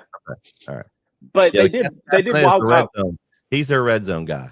And he did Wildcat. Yes, you're right. When they were down in the red zone, it was a Wildcat with him most of the time. I was going to say, Castaneda had that pick 6 against Lindale, and then after that, they got him in the red zone a few times, and he ran the ball. But yeah, he scored 3 times in that game, I think. Yeah.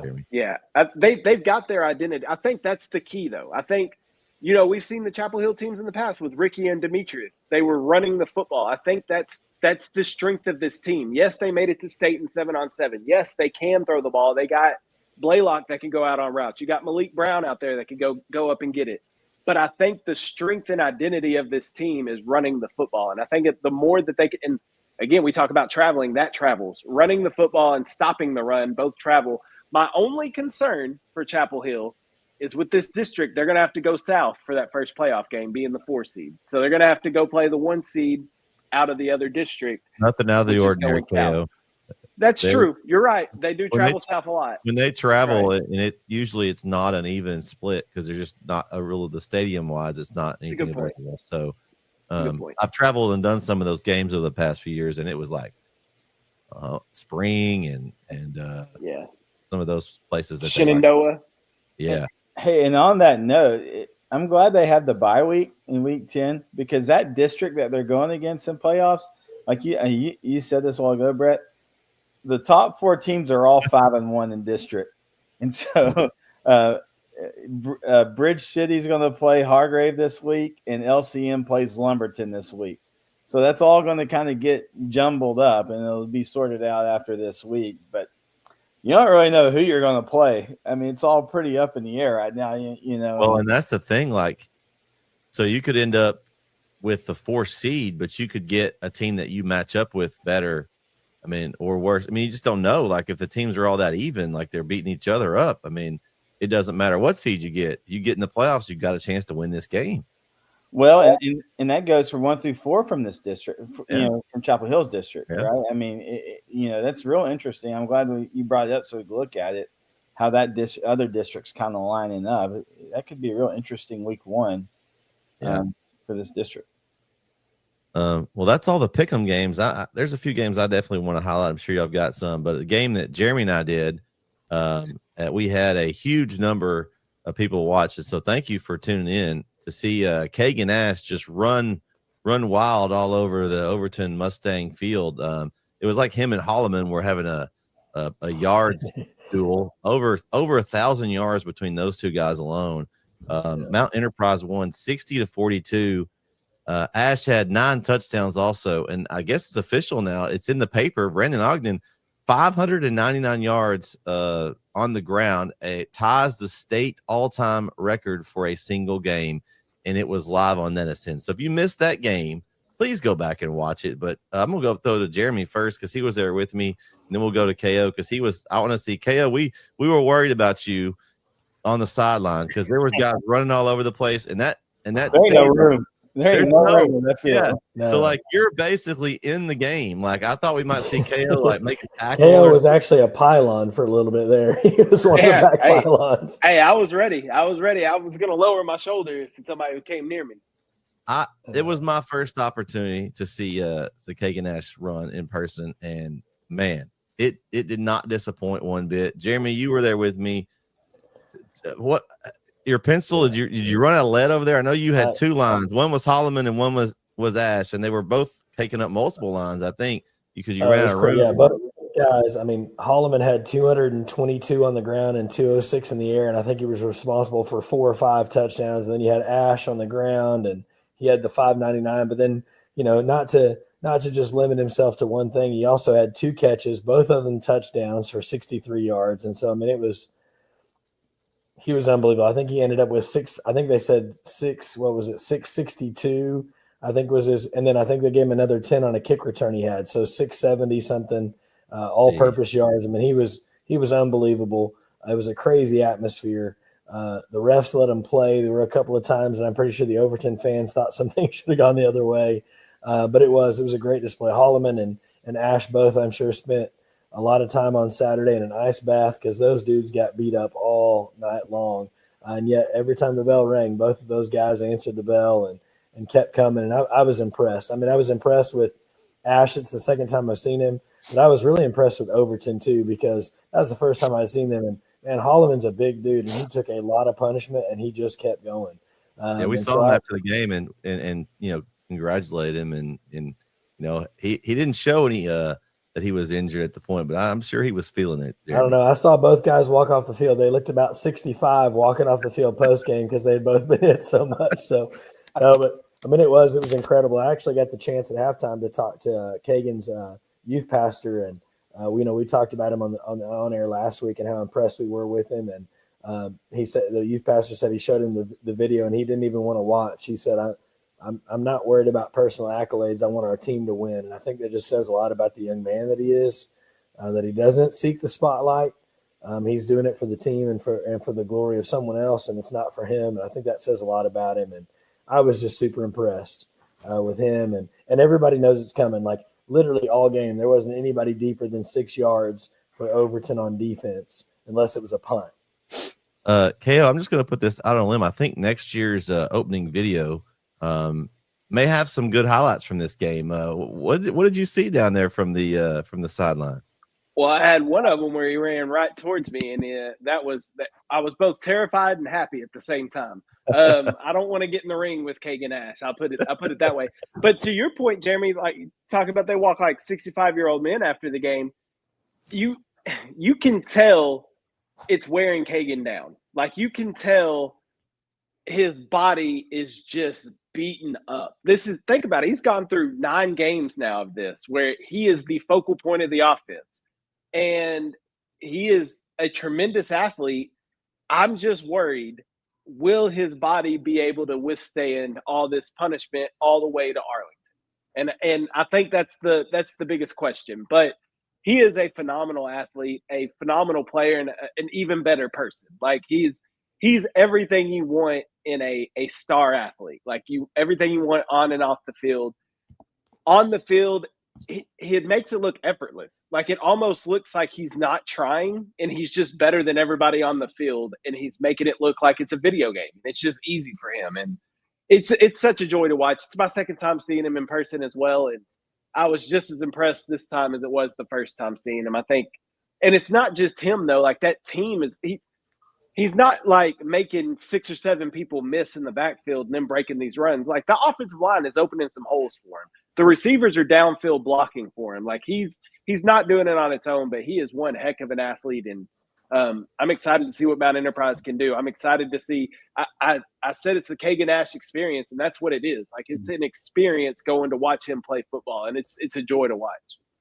My favorite play of the night was the one where he got blasted. A D tackle for Overton knocked the mess out of him. I think he knocked him back 4 yards, and he kind of just stopped, and then he took off. And I can't remember. I think he might have scored on the run, but he got knocked back 4 yards, looked like he was dead to rights, and he bounces out to the left and just takes off down the field. And if that didn't exemplify heart, and because any other, I don't know. You hit anybody else that hard, I don't care who you are, you're probably going down. And it took all he had not to go down, and then to have the wherewithal to stop and then take off again was just impressive.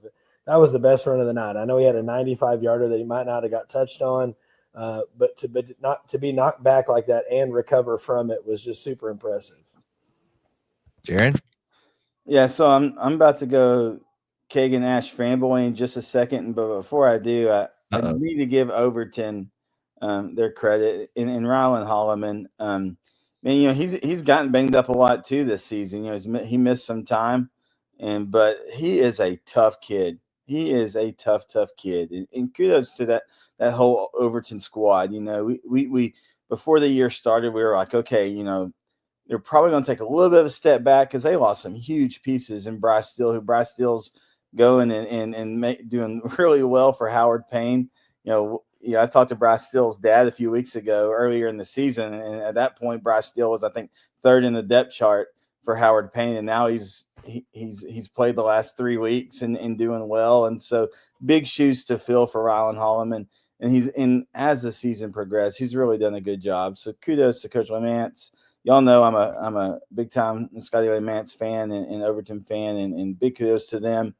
But Kagan Ash, oh my goodness, I covered him twice this season. KO, I texted you Friday night because I knew that you had gotten to see him. I was like, isn't it ridiculous? Like, isn't it unreal? Like, it really is. And we've all been doing this a long time. We've all seen incredible athletes, but it's just like, it's next level. It really is, on how he escapes tackles. And it's like, how is he not down? How is he not on the ground right now? And great job. And to echo your point, Jeremy, I actually talked to that basketball game I did against Mount Enterprise and Lovelady a couple weeks ago, where, the 82-60 game. I went to college with Kagan's pastor and talked to him and in the stands, and he said, man, he's an even better person than he is an athlete. So anytime you hear that, and you heard it too, so just show, that's great, right? And as he's getting ready to go to the next level, man, kudos to him.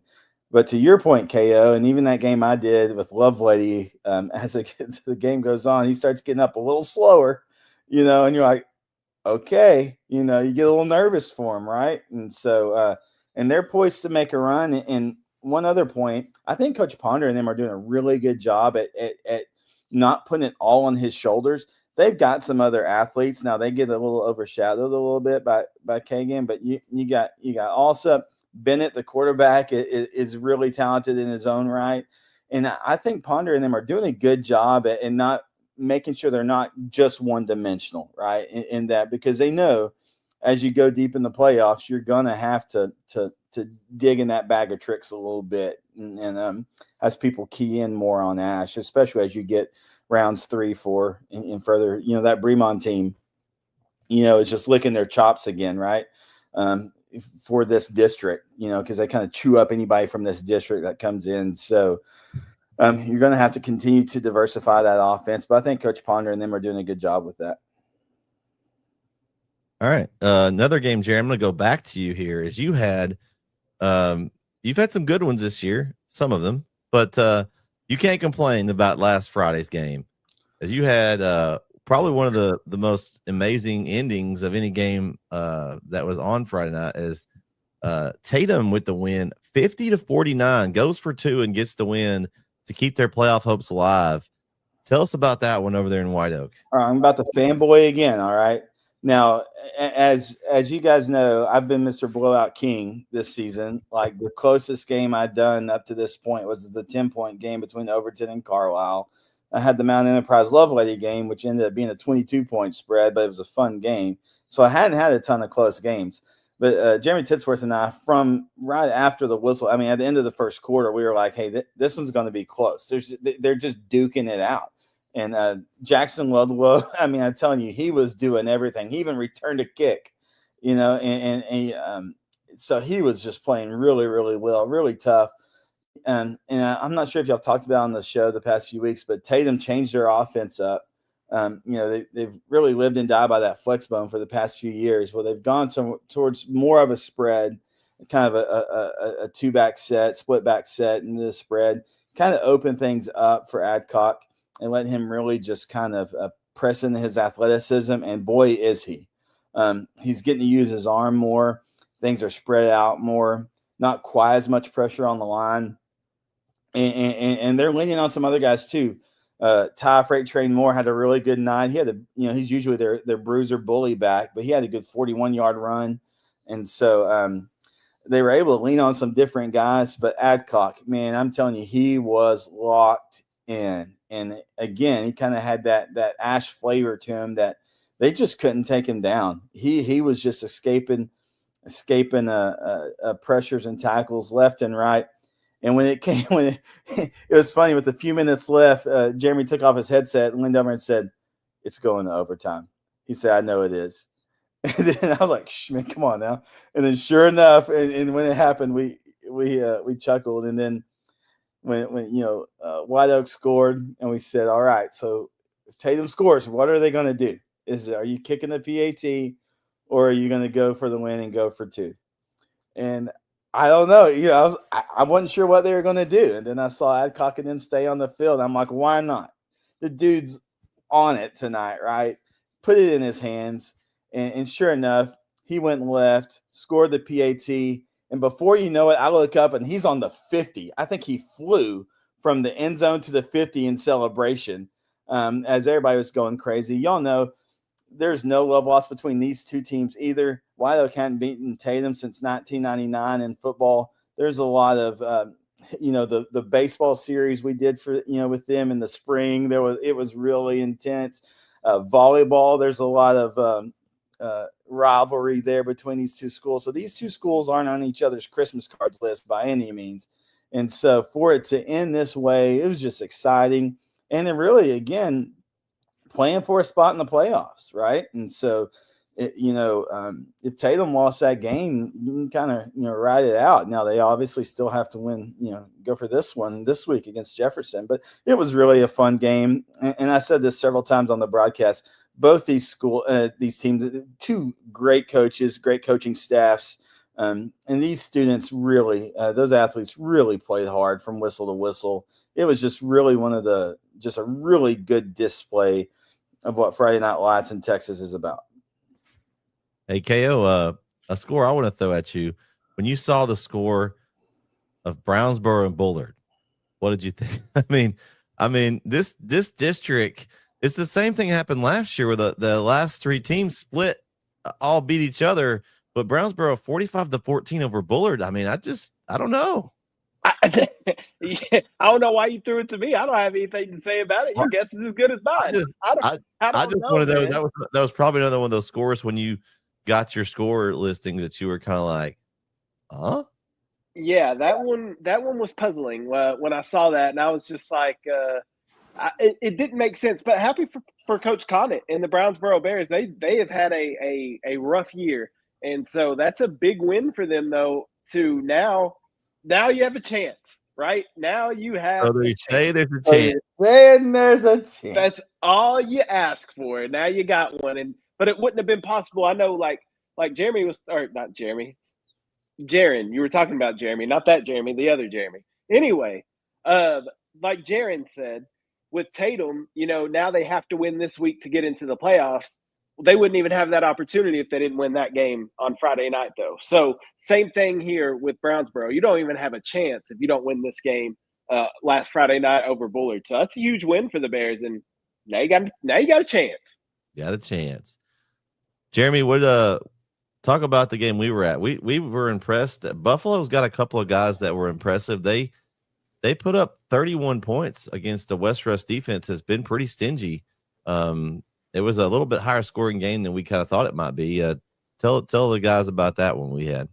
Yeah, I think were it not for the 3 turnovers in the first half, I think this might be a different game, right? Now, again, those things happen, but I think Cam Brown on both of his picks was the eligible receiver by accident, and he was on the defense, right? Like both of his interceptions were thrown right to him. I mean, he couldn't have run the route any better.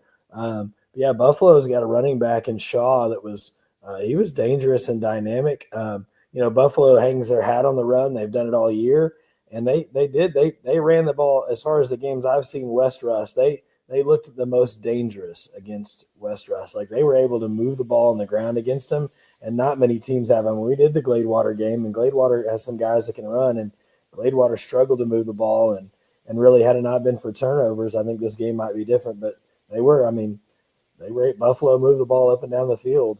They just couldn't get the final stuff until it was too late. Yeah. All right, Kyle, what about the Longview North Forney game? 1 point win for North Forney. They missed the extra point. They missed the extra point. This is heartbreaking for Longview. Like their loss, think about their losses this year. 3 points, 3 points, 4 points, 1 point. Like quick math tells me I went to Lindell. That's 11 points.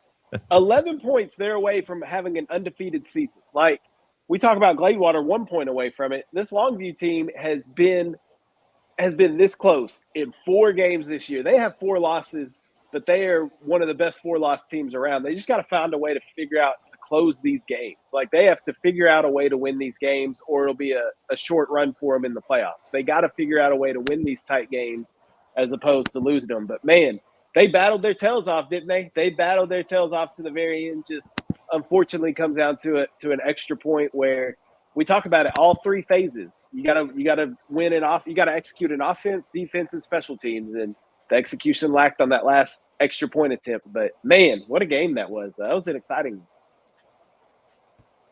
Any games that you guys see that you want to spot out? Westwood. Okay. But shout out to Kavian Bryant. He made his commitment yesterday to Texas Tech University. Sorry, Brett. He picked Texas Tech over Texas. He had the right hat on and he took it off. I don't know what man, happened. He did that with every single one. He didn't have to do all that. Yeah. But the congratulations to him. That's awesome. And he's only a junior, so we got all next year to get to witness his greatness on the field again. So, but I don't know what's going on in Westwood. Honestly, I have no idea. That close game with Dieball was puzzling. And then to take the loss to Teague, who was under 500 going into that game, was really mind-blowing.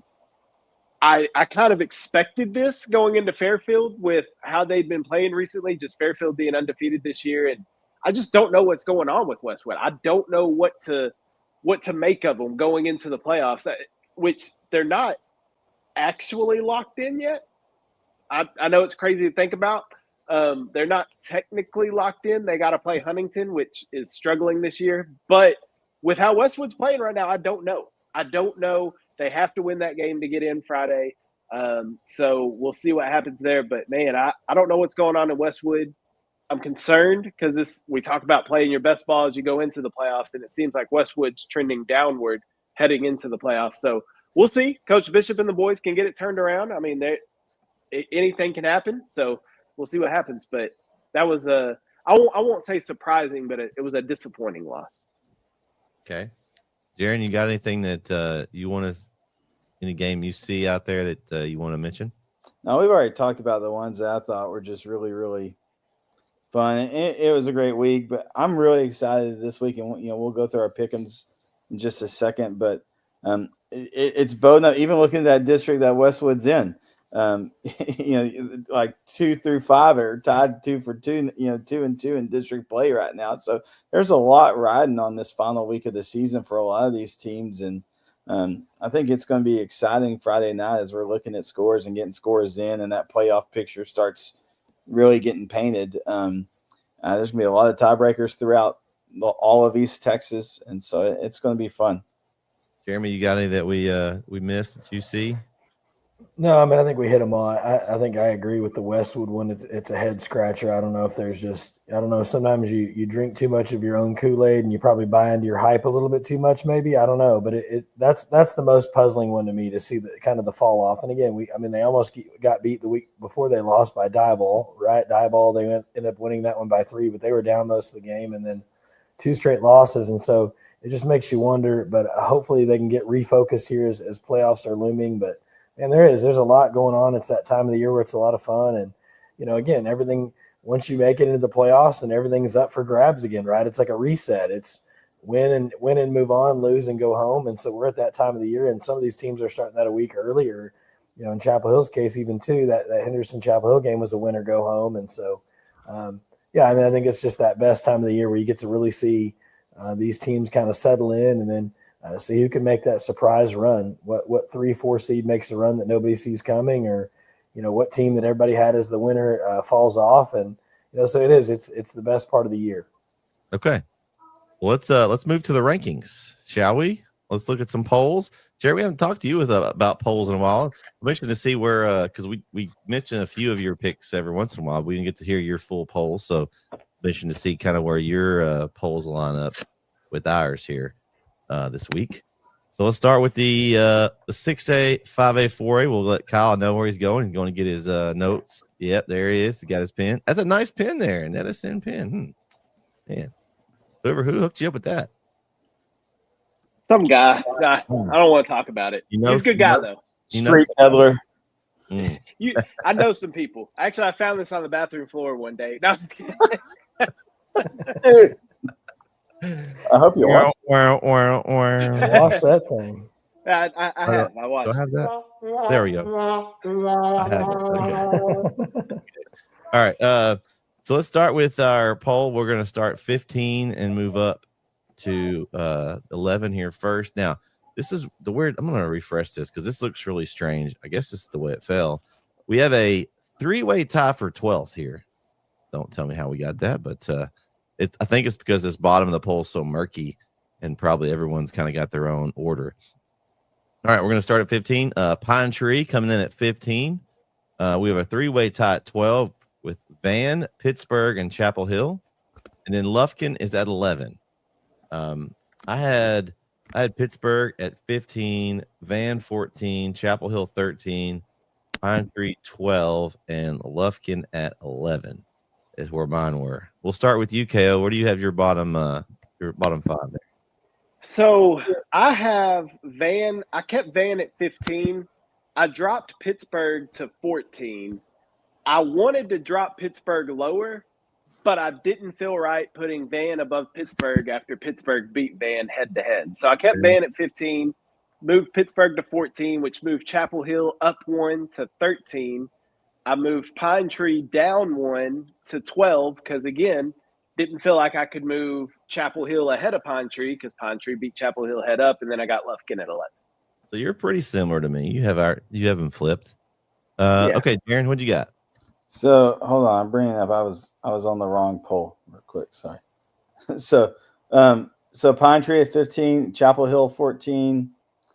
I'm about to get it from you guys probably. Uh-oh. I don't even want to say it. Oh, come on, Darren. Uh-oh.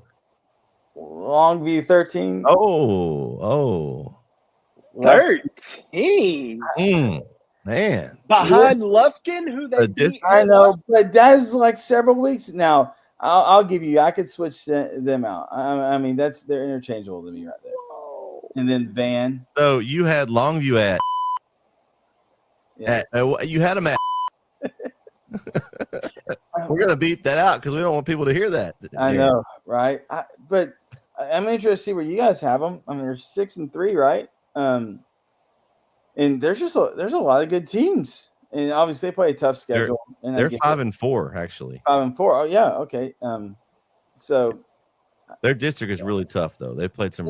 Absolutely, and their non-district schedule is really tough. And I am reserving every bit of right to be really wrong on this, right? So the voice of the peoples is gonna revolt. It's just as I'm looking at some of these other teams that they're winning, and yeah. Okay. All right. I knew it. That's okay. Jaren's got to make a dumb ranking every now and then. All right, Jeremy. How do you follow that up? Character.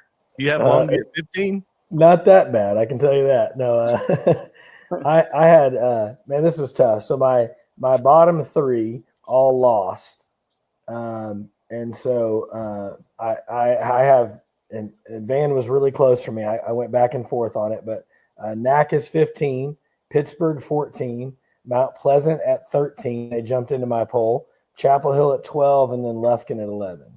Okay. I mean, I respect that. We've talked about how good they are, even though their records. Mount Pleasant does have 6 losses, so according to Jaron, they shouldn't be anywhere near this poll because Longview has 4 losses. But I'm with you, Jeremy. Jeremy, Mount Pleasant, I wanted so badly to put Mount Pleasant in my poll. I wanted a reason. I was trying to find any reason to put them in, but I just couldn't bring myself to do my it. reasoning was I left NAC in the poll and Mount Pleasant beat NAC, right? And so for me, Henderson getting knocked out of the playoffs was the reason they fell out of my poll. Yeah, so that allowed me to put Mount Pleasant in. I didn't. So NAC wasn't in my poll, so I did not think even though they beat NAC, they didn't beat a poll team that was in. So I left them out. But yeah, they're a team that if you're not going by losses, I mean, it's just hard to put a team that's lost that many times in a poll. They're still a good team. I'm not saying they're not. Apparently not. Well, when they weren't already in the poll, Jaron. Longview started out top 3, top 4. Yeah. Don't try to play that. You know it. Again, how many? They've lost by 11 total points. There are teams in our poll that lost one game by more than 11. So let's not get too crazy. I'm trying to pick up my straws here.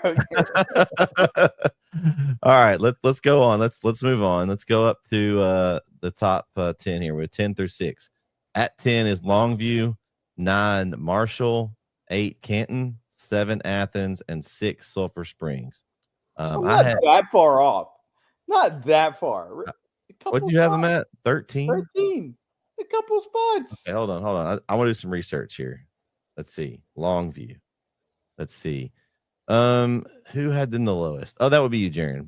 Well, yeah, but hey, also my defense, you know, you put these polls that you release them like in crack of dawn in the wee hours of the morning. And I was at a chili cook-off last night, so I was looking like a chili hangover. You don't have to do them when they're released. Well, if you don't remember, my day job is a little hectic, you know, the next morning, guys. And so, well, here's what you can do, Jaron. You can look at your poll from last week early and already have your teams ranked. And then when I release them to put them in, then you already know where they're going to be. Oh, well, then I'll just second guess myself. That would just be like doing your homework in advance. And that way, when he hands you the paper, then you can just fill it in. Yeah. Guys, listen, the truth is Jaron didn't actually have Longview ranked at 13th. He just had every team in a 15-way tie for first. Fair. That's all it is, guys. That's why I have to make sure you can't have more than one team in a single ranking, because Jaron would have them all won. We'd have a 100-way tie for first. Everybody Here's a trophy for you. Here's a trophy for you. Oh my goodness. Yeah. Jaron would like the participation trophy poll where everyone gets a vote. Maybe because I got so many of those growing up, I'm just like real favorable of those. You know? Oh man. You know. Okay. All right. So I had Canton. Let me get back. I had Canton at 9 or 10, Longview 9, Marshall 8, Athens 7, Sulphur 6 in mine. So I was pretty close there. I think Marshall was a little lower. Canton was a little higher. So all the same teams there. Jaron, what do you have? Since you didn't have Longview in your top 10, who did get in your top 10? Let's see here. Let me bring it up again. I'm all. Why'd you take it down? You just I was looking at another screen. He was trying to go find some research. Looking at the screen of justification. Top 10? Are we going all 10 all the way up? 10 through 6 first. Man, you haven't been on the show in a long time. I know. You lost the format and everything. I can tell, right? Pittsburgh 10, Marshall 9, Athens 8, Canton 7, Sulphur Springs 6. So Pittsburgh above Longview. Okay. Wow. I don't even know, guys. Just come on. I don't even know. I'm fucking cheating anybody every time I do it. Oh man! Okay, Pittsburgh gets housed by PG and moves up 3 Here's spots. what I can guarantee: that all the shows the last few weeks I haven't been on it, there hadn't been as many laughs. I can guarantee that. You know, that's true. We have had some laughs at your expense a few times, though.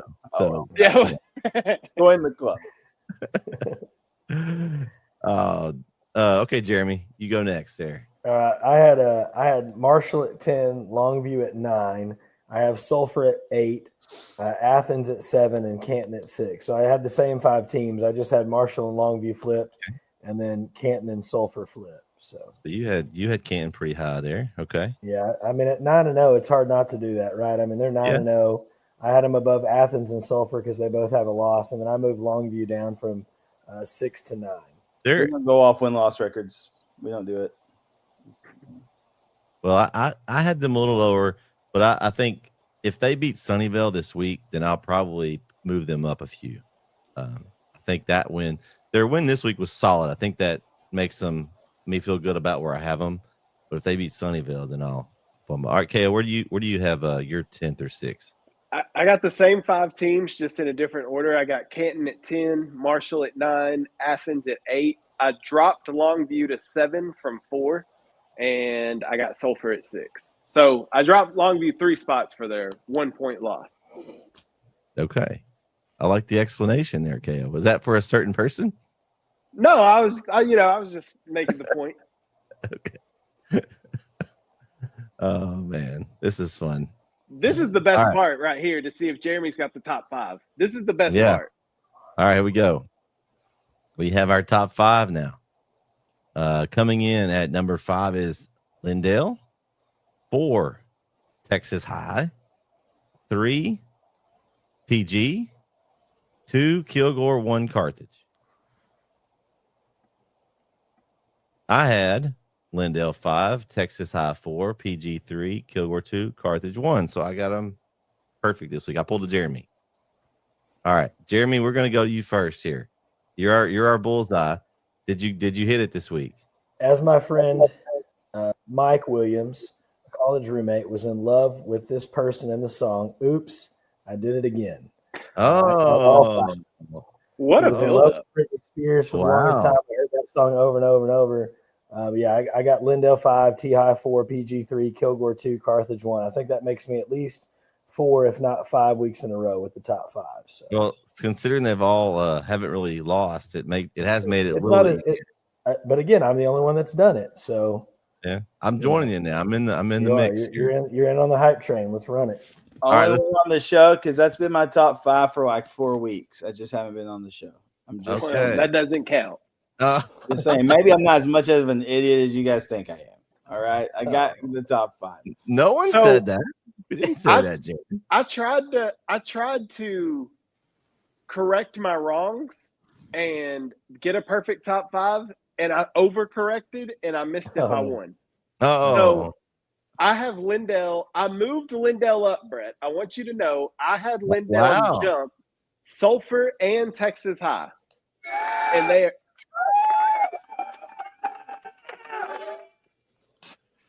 Okay. So I moved them up. They are now number 4 in my poll.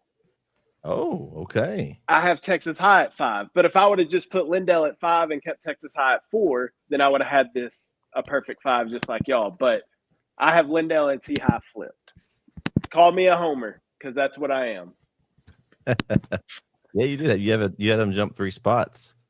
Hubbard's got Lindale the lowest. He has him at 7. So that's okay. I don't have his school in my top. So everybody else you were the only one we had 4 out of 5 and then 3 5 out of 5. That's pretty good, fellas. We're all on the same wavelength here. At least we're not dummies, Jaron. None of us. See? Right. Yeah. I don't know. I'm really starting to second guess my 3 a.m. decisions here. 3 a.m. decisions. Well, 3 a.m. Listen, nothing happens after midnight. You usually do regret the 3 a.m. decisions. And that's usually what happens. I'm gonna have to find my brown paper bag again for next week. Scratch out Bulldogs and put Lobos on it. Because I can already see it. I'm gonna have to go in witness protection again. Oh god, that's what I don't know where I've been the past 5. Hey, Jaren, by the way, you're assigned next week to go to Longview Lobo Stadium. Coach King needs an interview.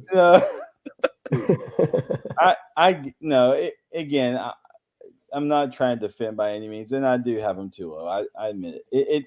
It's because I do look a lot at record. You beat or you lose against who's in front of you, right? But strength of schedule, your non-district competition in particular, and your district competition does matter, right? And they are in a really tough district, and so Longview obviously still one of the top perennial teams in East Texas, and will make a run for sure. Or DFW, depending on who you ask, Professor Diggs. Yeah. And so, but seriously, no, I mean they're still one of the premier programs. Coach King does an incredible job. I do hate for Haynes though this past week. Man, I'm riding that Haynes King train as well with Georgia Tech, and hate to see them lose. All right, yeah, that I didn't see much football, and I did see a good football game this past weekend, and as my Horns got the win over Vanderbilt, I was excited about that. Wasn't sure coming in, and actually they kind of coasted to the end there. Kind of got a little too comfortable at the end, but I thought they were going to give it back at the end there. Yeah, they kind of put it on cruise control too early. I feel like they were just kind of thought they already had wrapped it up and kind of got conservative a little bit, I think, and it almost backfired on them. All right, let's go small school poll. This one's always fun, guys. All ready to go? No. No, Jaren's not ready. He's I'm still, I am. I'm ready. Here we go. This is more my language. This is more my speed. Okay. Here we go. All right. Tabulated poll here.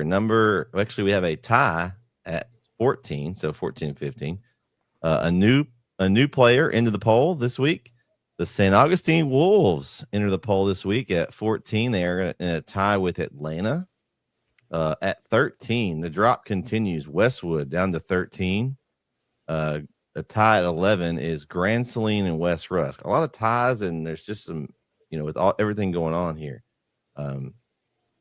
Man, I had Atlanta 15, Westwood 14, Elysian Fields at 13, St. Augustine at 12, and Grand Saline at 11. So it's a lot of those teams there. I have West Rusk a little higher than that. I may have some bias because I've seen them play, but solid 5. All right, Mr. Small School expert, Jaron Peoples, you go first. Don't do that. Golly. So St. Augustine at 15. I have Grand Saline at 14, but that 12 through 14 spot to me, I guess, are pretty interchangeable.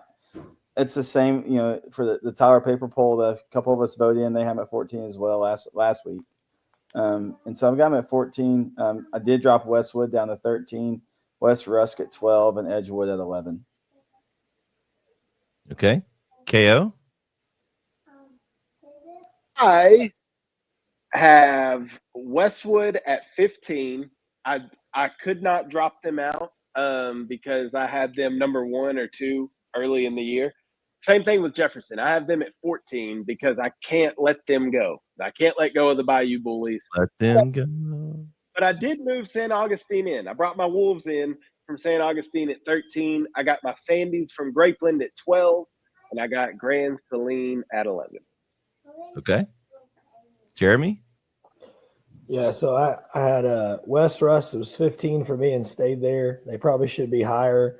I've got St. Augustine at 14, but I had just moved West Rusk back in last week. Atlanta dropped from 10 down to 13. Grand Saline at 12. Then I have Elysian Fields dropped from, I had them at 8. Now they're down to 11. So, okay. All right. 10 through 6. We got Wascom at 10. Elysian Fields at 9. Edgewood at 8. ARP at 7 and Gladewater at 6. I had Edgewood at 10, Dangerfield at 9, Gladewater 8, West Rusk 7, and ARP 6. KO, what do you got there on yours? I absolutely forgot about Dangerfield again this week. You were going to watch Dangerfield. You said I absolutely forgot about him. When you said it, I said, "Dadgummit." They're just donkey stomping people, man. I know it. My issue with this poll, though, that we have tabulated, why is Wascom still behind Elysian Fields? They beat them head up. If they're that close in the poll, they should just be swapped, in my opinion. But in my poll, I dropped Elysian Fields from 7th to 10th. I moved Edgewood up to 9th. I got Wascom up at 8. I have ARP at 7, and I have Lovelady at 6. Yeah, Wascom's one is going to be one of my watch for teams because I don't have them in my poll at the moment. They've been out for a few weeks, and I've kind of hadn't remembered. I was like, who am I going to take out? It's just hard. Like some of these teams were so high up that I dropped several of them out of the top 10 down to the bottom, but it was just hard to drop. Like, do I drop Elysian Fields all the way down out? Westwood too, Atlanta, they were all pretty high. So that's where I got kind of stuck, but they're definitely a team to watch for moving forward. All right, let's go with you, Jaron. What do you got? Got Atlanta at 10, EF at 9, Wascom at 8, ARP at 7, Gladewater at 6. Okay, so you have Wascom in yours. Okay. Jeremy? I've got Edgewood at 10. Wascom at 9. I moved Westwood from 5 to 8. Gladewater at 7, and then ARP at 6. Okay. All right. And then our top 5 here this week, we have Lovelady at 5. We have a tie at 3. Mount Enterprise, and Winsboro. 2, Frankston, and number 1, the Troop Tigers again this week in the poll. I have the top 5. I don't have them in the same order, though. I have Lovelady at 5, Mount Enterprise at 4, Frankston at 3, Winsboro at 2, and the Troop Tigers at 1. All right, Jeremy, you go first this time. What you got? I've got Lovelady at 5, Emmy at 4, Winsboro at 3, Frankston 2, Troop 1. So I guess if there's a tie there, that's a little weird, but I feel like that's all 5 in the right order. So that's pretty close. I guess you can't make a tie. You can't say that they're tied for third, so that would be impossible to get that exactly correct. All right, Jerry, what you got? Lovelady 5, Winnie at 4, Frankston 3, Mount Enterprise 2, Troop at 1. Okay. KO?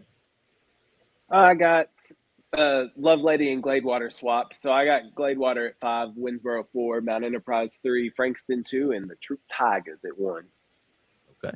Okay. Now that we've gone through these, I know for sure in this poll, Wascom is a team I'm watching for that I don't have in my poll that maybe I should be watching for moving forward. Did any of you guys have any teams that maybe didn't get in your poll that maybe another person mentioned? I know Kyle, I know where yours is going to be again. You got to write that in your hand or something. Well, if I write it on my hand now, I'm not showering until next week, so I don't need to do that. Well, I don't know. Write a sticky note or something on the computer. Yeah, I need to do something. Dangerfield Tigers. You got anybody else that you're keeping your eye on there for our poll next week? You know, next week will be our final poll for the regular season. We'll do one at the end, but West Rusk.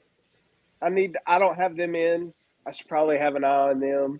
Well, they'll have a big game this week, so you'll probably have an eye on them because they'll. I don't have Atlanta in my poll. The thing for me is those ones through like 11 through 15 in my poll. I think it's getting down to that point where if you don't win, you're out. Hit the road, dude. Well, find somebody else. Yeah, right. Because there's plenty of options. Beckville. That's one to keep an eye on. You know. They're right up there with the Wascons and Elysian Field. So I don't know. There's quite a few teams in this area to kind of keep an eye out for. All right, Jaron, who are you keeping your eye out for? Well, I'm sort of KO on some of these, and it's again, Dangerfield's the one I don't have in. They should be. Again, it's just running out of spots, and where do you put them in at? And if you put them ahead up against several of the teams on the poll, they're probably winning, right? And so they should be in. And Grapeland, I should have Grapeland in. Grapeland, that's a good one. Again, it's just on some of these peripherals of our kind of main thoroughfare area here. It's hard. And we'll figure out Grapeland this week. They have Lovelady. So, well, again, it's less on. Again, it's to me just trying to get some of the keeping teams front of mind. When you're trying to do this small school polls, especially so. Just where they're at. That's what makes it fun, though. Makes you all get kind of good opinions. I don't know. The polls are the most stressful part of this. Oh man, this is a lot of fun, Jaron. Come on, man. Have your opinion and stick with it. Yeah. Act yourself. Be confident. Yeah. Like, no, I don't know. You got a reason. We all have our own reasons of why I put teams in the poll. So, it's just fun. You're not getting graded on this. You didn't. That is a good thing. Ain't nobody paying for this. We're free. Exactly. So, ain't nobody wasting no money on it. Yeah. Jeremy? Yeah, I think Dangerfield again. I looked and I just didn't. The lowest ranked team that lost for me was 10th, and I just couldn't justify dropping them all the way out. Right? I think if some of these teams continue their slide, that'll be a spot. But I think Dangerfield's one. I think Beckville's one. You could have a Jefferson or a Garrison slide in depending on what happens these last week or so. There's a lot more teams to look from in this grouping than it is that 4A through 6A, right? And there's just less, and a lot of really good teams. East Texas is really strong in this, small school classification. Sure. So it's tough. It is tough. All right. Well, that's all the polls. Let's already look at some games and look at some districts and see what all we got going for this week. Let's do it. All right. All right. The good news for you guys at home, you can throw away your picks from last week and start all over this week. I threw away the 2 weeks ago, and I was really glad to throw those away. That was rough. I think when I was going through the games this week, there was some really important matchups this week. I feel really I think I might have made it really hard on myself and everybody else this week, because I think these are going to be some really, really good battles. Some of these I don't even know. I'm like, man, this is a tough one. All right, we're going to start with game one. We've got the Garrison Bulldogs and the Joaquin Rams. Man, let's just start with this one. This is a Thursday night game. It's on NETSN. Larry will be down there. He's got Ram Talk with Coach Jones. He had that on yesterday, I guess, 6:30 yesterday. So go back and check that out, what Coach Jones has to say about this big game with the Garrison Bulldogs and the implications of it. But, man, I don't know, man. Joaquin has been rolling lately, and I don't know. I'm gonna go and throw it down to Jaron first. He hasn't been on the show. Tell us about Garrison and Joaquin and where you're gonna go. # Go Lobos. So a while ago when y'all were talking on something and you threw it to me, I was a little distracted. It was because I was looking at point differentials for Garrison and Joaquin. Okay, well that's perfect. They're right here. Because we didn't get these picks till what the pick ones were till a little later. Anyways, that's a different story. And so I was trying to. He's already throwing excuses. With the shade. So I was trying to make because we're in the stretch here, I was trying to make a well-informed, well-educated pick. But anyways, man, I went back and forth on it for real, and I think there's been some games this season that Joaquin has struggled to put up points, which is typically their MO, right? And they run that offense again that, like, if they get behind, it's such a run-heavy offense. They run that option, and so it's just really hard then to really put up a lot of points quickly. And so I'm picking Garrison on this one. It's a coin flip. It really is, right? There's a lot riding on this game, but I'm gonna go with Garrison. All right, Jeremy, who you got? Man, I'm on the Ram bandwagon. They're at home. Again, both these teams are solid teams, but give me Joaquin at home. Okay, KO. To catch up to Jaron. Oh, okay. This one's tough, man. You look at both these teams and who they've lost to. Garrison's lost to Lovelady and San Augustine, and then that blowout loss to Art. And Joaquin's lost to Frankston, Grand Saline, and San Augustine. So this one's tough. It's about as even as a matchup you can get. So for the 2 seed, the winner gets the 2 seed, the loser gets the 3 seed. Man, Joaquin being at home, I like that.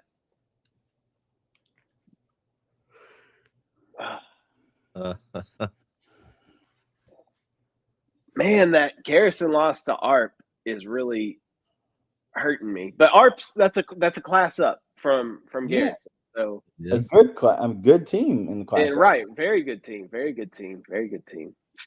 I mean, you look at Joaquin, KO, and they, their losses, haven't been any slouches either. I know. And they played San Augustine close. I know. And you put Joaquin against Art. That's an interesting game, right? Like that's one. What would that game end up like? So, you know what? Give me Garrison. The water's good. Come on, jump on in. The water's great. You know what? I changed my pick. Give me Garrison. You're siding with Jaron Peoples there, KO. That's let me rethink this decision. This one, sorry. Made this tough on myself here, but I think Joaquin they're starting to peak right at the right time, and it's at home. This game, if it was in Garrison, but it's at home. It's 4 at 2 seeds, an important game. Give me Cooper Bragg, Coach Jones, and the Joaquin Rams. All right, game 2. Kyle, are you locking your pick? Are you second thinking yourself again? Well, now I don't. Now I have to go with Garrison now because both you and Jeremy picked Joaquin, and I'm chasing both of you. But you're So, chasing Jaron too. I understand, but I know me and Jaron will disagree later for sure. So I'm this could be a game that I could gain on both of y'all. Or you could You know go. what? You know what? I'm not winning the whole thing. Give me Garrison. I got to take some Hail Marys, man. We got to take some shots. I thought you said you weren't taking Hail Marys at the beginning of the show. Didn't you say that, Jeremy? It's not a Hail Mary. It's an even matchup. He just said it was a Hail Mary. Also true. No, well, I'm saying a Hail Mary here because listen, can we move along? All right. I don't have to explain myself. I take it Garrison. All right. The Rams will expect their apology letter on Saturday. Oh, you're right. I got rammed already. Whoa, pause. I got Joaquin rammed earlier though. Stop.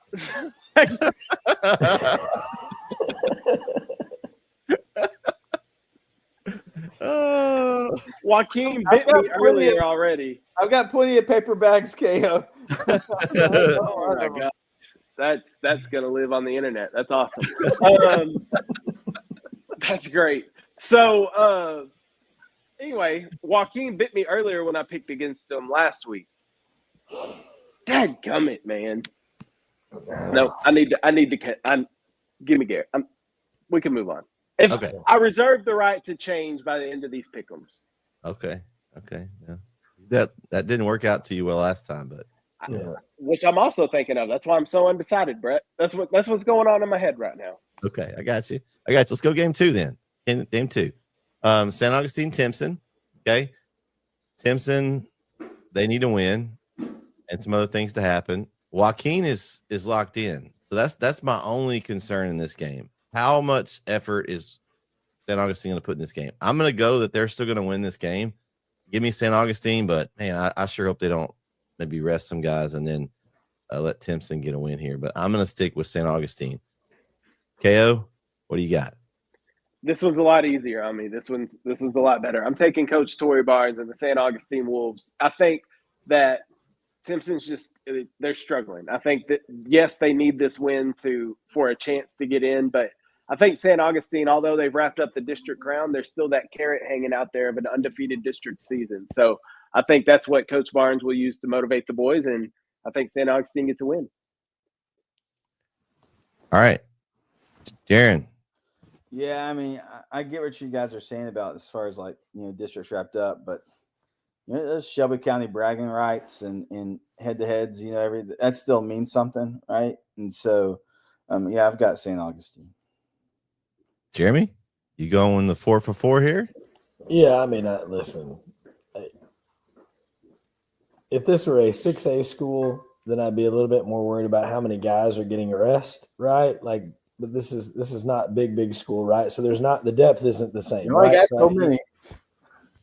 I mean, you know what I mean? Like, you only have so many guys. And again, you can bring some guys up, but I just think that St. Augustine's on a roll, and I know that they don't have to win the game, but I also know that momentum's a big deal going into the playoffs, and I think they do enough to get the win, and then I think they rest guys in the second half. But I think they put this one out of reach in the first half and then rest the guys they need to rest, keep everybody healthy. But this was an easy one for me too. All right. Game 3. Sunnyvale versus Canton. All right, Jeremy, who you got in this one? Listen, give me the Canton Eagles home. I know Sunnyvale's a strong opponent. I know they haven't played a ton, but that defense is rocking and rolling. And I think this is that game where they're going to show people who they really are. I think it's going to be a good game. I don't think it's going to be a blowout by any means, but I think the Canton defense is going to impose their will on the Sunnyvale offense. And so give me Canton in a close one by 3. KO, who you got? I'm not picking against Coach Heath Regal and the Canton Eagles. I think that defense is playing phenomenal. They hadn't been tested a lot this year. They got their first real test, in my opinion, last week and passed with flying colors. I think Sunnyvale is going to be a different challenge, but I think Canton is up for it. So give me the Green Eagles. Darren? So I'm picking Sunnyvale. I just think they're just a really good program, and it's no slack on Coach Regal and Canton at all. It's just Sunnyvale. They've been there a couple of years. They do well. Usually go a couple rounds in, and so I just think they're a good program. I think it's gonna be a really, really good game. I really do. I think it's going to be a pretty low scoring game. And even you look at how both these teams played Quinlan Ford, they played them similar, right? And so I just think, again, probably another coin flip game, but I got to differentiate from you guys a little bit somewhere. And so we'll go Sunnyvale. Okay.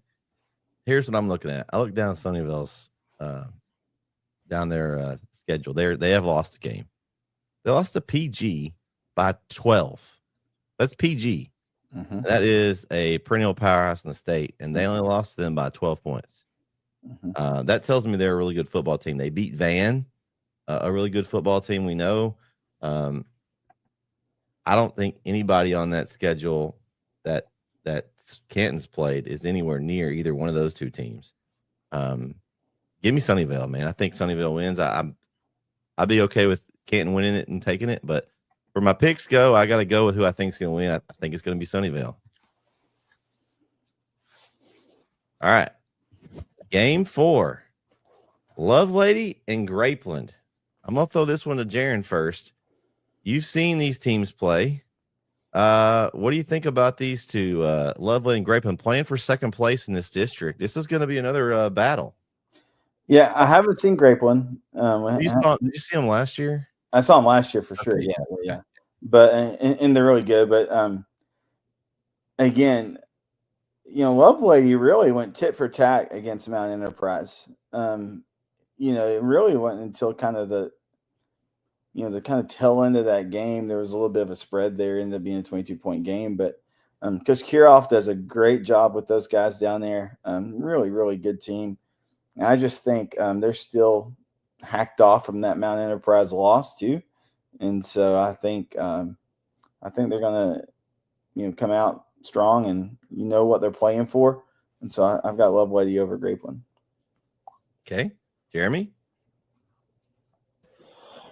Yeah, I mean, I think both of these teams are good teams, but I'm kind of on the line with Jared. I think Lovelady is angry about the loss. I don't think they're happy with the way that they played defense in that game. And again, not many people have slowed down Kagan Ash, but I don't think they're happy about giving up 82. I don't think anybody wants to have that on their record, and especially a team that's 8-1. And I think they've got. I mean, but then again, they showed the ability to score and put up 60 points, and so I'll take Lovelady over Grapeland. Okay. Well, I'm probably going to make this a clean sweep then. I think Lovelady in they've played 5 district games. They've shut out 3 of their 5 opponents. Like, their defense is legit. I know they gave up 82, but that's Kagan Ash and the Mount Enterprise Wildcats. They're putting up monstrous numbers on everybody. And then the only other team that scored on them in district was Overton, that we've seen with Ryland Holloman and them. They can put up a ton of points. So I think that defense wins out in this game, and I think Lovelady's the better team, so I'm going to take the Lions. Yeah, I like that. I like the Lovelady pick. The only thing I look down here through Grapeland's schedule, and I see, okay, they lost to Frankston. Okay, we know how good Frankston is in the 2A Division I level. They lost to a team called Bremond by 11. That's an impressive loss to me. Like, we just talked about how they're a team that we think may win that whole region, and they lost to them by 11 points. That impresses me. They held Overton to 27 points. I mean, you know how powerful Overton's offense is in a win. And they played Mount Enterprise just as close on the road in Mount Enterprise. It was an 18-point win for Mount Enterprise. I was at that game. So, I mean, this makes it tough. And they are at home. They are at home in this game. So, this one's tough. I want to pick Lovelady. They're higher in my poll. When I start really digging in the numbers, I'm like, man, Grapeland's got a chance to win this game. Like, it's not what you would think if you just look at these two teams. Okay, we're going to pick Lovelady and Grapeland. We've talked about Lovelady all year. Grapeland's kind of just been doing what they do, and they're sitting right here 1 win away from being a number 2 seed in this really tough district. the safe pick is Lovelady, and I'm going to go there. But man, I could really go with Grapeland. Like it is a really, it's really tempting to go with Grapeland there. But I'm going to stick with Lovelady here. Do it. You should go with Grapeland. You can go with Grapeland, KO. No, you got it. I already picked Lovelady. You can go Grapeland. No, I'm going to stick with Lovelady. I just wanted to give you guys those at home that are making an educated decision, making sure they see, if this game, if it wasn't such a if I didn't have Lovelady with such a high team, I probably would pick Grapeland. But I mean, they are in my poll. I have Lovelady at 5, so Grapeland's not in my poll, so I'd be going against my poll. So I'm going to stick with Lovelady. I think just going through there though, that makes me think, man, Grapeland should be higher in my poll. Just looking at, I didn't realize they had really played. I knew they played Frankston. I didn't realize they played Bremond that closely though. That's the one that makes me think, man. Okay, but I haven't seen Bremond, so they're always a good team. But man, they can compete against them. This district has a really good chance of knocking that district out. All right, game 5. Jaron, you will be at this game, right? Carlisle and Kearns. This is a big one for both teams. Still trying to get in the playoffs. I think from talking to Coach Baker last week, I think the lucky number is 13. They can't lose by more than 13 if they want to get in. Kearns needs a win. It's in Kearns. Who you got? Yeah, so looking at just kind of common opponents, and I mean, obviously Kearns has a better overall record. Looking at kind of who they play early in the season, not as tough of a non-district schedule as I think Carlisle has, with the exception of Bremond. They played Bremond week 1 and lost to Bremond 35-13, which, again, not to be a dead horse, but Bremond's really, really good. But then, Kearns lost to Mildred 37-13. They lost to Cayuga 38-7. You look over at Carlisle beat Cayuga 14-7. They only lost to Mildred by 7. And so just looking at common opponents, I think Coach Baker really coaches and leads these guys with a lot of moxie, a lot of swag, a lot of toughness, and knowing what they're playing for, as far as seeding and different things like that. I'm going with Carlisle. Yeah. All right. Jeremy? I think this would be a tougher pick had last week not happened. But for Kearns to go out and get beat the way they did by Cayuga really makes me nervous for this Kearns team. I don't know why. I don't know if they had somebody out. But, man, to get beat like that in an important game with a team that's right ahead of you and standings are right with you, I think really makes me nervous. I'm taking Carlisle. I think I like where they're going. Again, they've had so many tough, close games. They've just had a couple maybe not break their way, and I feel like this one is going to go their way. So give me the Carlisle Indians on the road to get the big dub. Yeah. Yeah, I'm taking Carlisle. I think they've been close this year in some games, and then just to make it simple with common opponent, they beat Cayuga 14-7. Kearns just got blown out by Cayuga 38-7. So I'm going to take Carlisle in this one. Yeah, I think it's pretty easy for me too. I think Carlisle, I mean, I'm going to put my trust in Coach Baker in a game they need to win to lock up that third spot. So they win, they get the third spot. And I think they are a team that I would not want to play round 1 as if I was across the way. So I'm going to take them. All right. Game 6. Winsboro versus Malakoff. You know where I'm going first. Mr. Malakoff, K.O. Kyle-Owens. Will you ride with Defend the M in this game? Listen, this is the red zone game of the week. So this is where I'll be Friday night. I'll be in Malakoff for the Winsboro-Malakoff matchup. It's a battle for the 2 seed. And like Jaron said earlier, normally this is for a district championship. We did this game last year with the district championship on the line, and it was a 7-point game. I believe 35-28 was the final on that one. And you go to games in East Texas, right? I mean, that's what you – I'm not getting into this, Jaron. Sorry. I'm not getting into this. It is But, the Red Zone is an East Texas channel. It's I'm East just Texas. saying. Just saying. It Yeah. is, yes. Sorry. But we also do cover games outside of East Texas. Well, for sure. Playoffs. Yeah. But anyway, I'll be in Malakoff on Friday. So if Diggsy wants to come and say what's up, I'll be in Henderson County. But no, I think this is going to be another great game. You got Winsboro, it's 8-1, Malakoff 6-3. Winsboro's only loss is to Commerce, and it was a bad loss. But we found out Castleberry didn't play that game. Just a lot of things went bad. Malakoff also lost to Commerce, put up a lot more points against them, but pretty much gave up the same amount of points. So, I mean, Malakoff has 2 shutouts. Granted, they're over, Rains and Eustis, but they have 2 shutouts in district play. They just beat a really good Mount Vernon team. Winsboro also just beat a Mount Vernon team a couple of weeks ago, blew them out of the water in that one. Found out in that game, though, Dawson Weatherspoon got hurt in that one, so Mount Vernon didn't have their star running back for the majority of that game, so that could have contributed to the score a little bit there. Man, I don't know, man. I have no earthly idea. Man, who made this pick'em this week? This is too difficult. Oh no, God.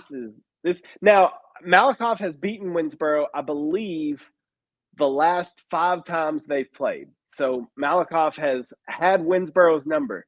I thought last year was Winsboro's opportunity to break down the Malakoff door and get past them, and they didn't.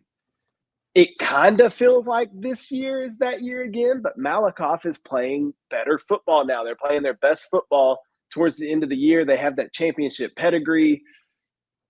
Winsboro hasn't proven it yet. And I guess that Malakoff has the championship to back it up. They have the playoff run to back it up. Winsboro doesn't have that, and each time it's been stopped, it's been stifled by Malakoff.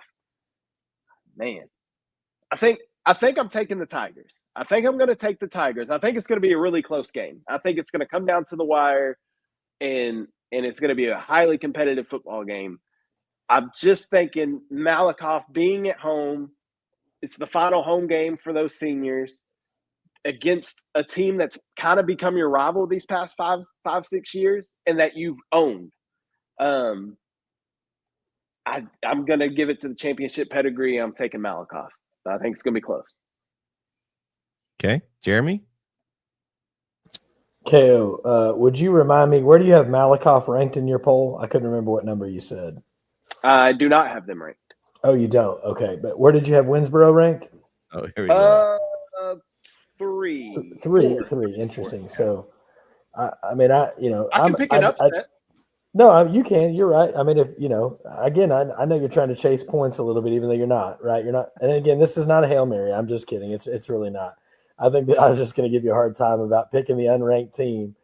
Fair. That's fair. It's probably the second worst thing that's happened today, besides ranking a 6A Primo powerhouse in the bottom 5 of a poll. But other than that,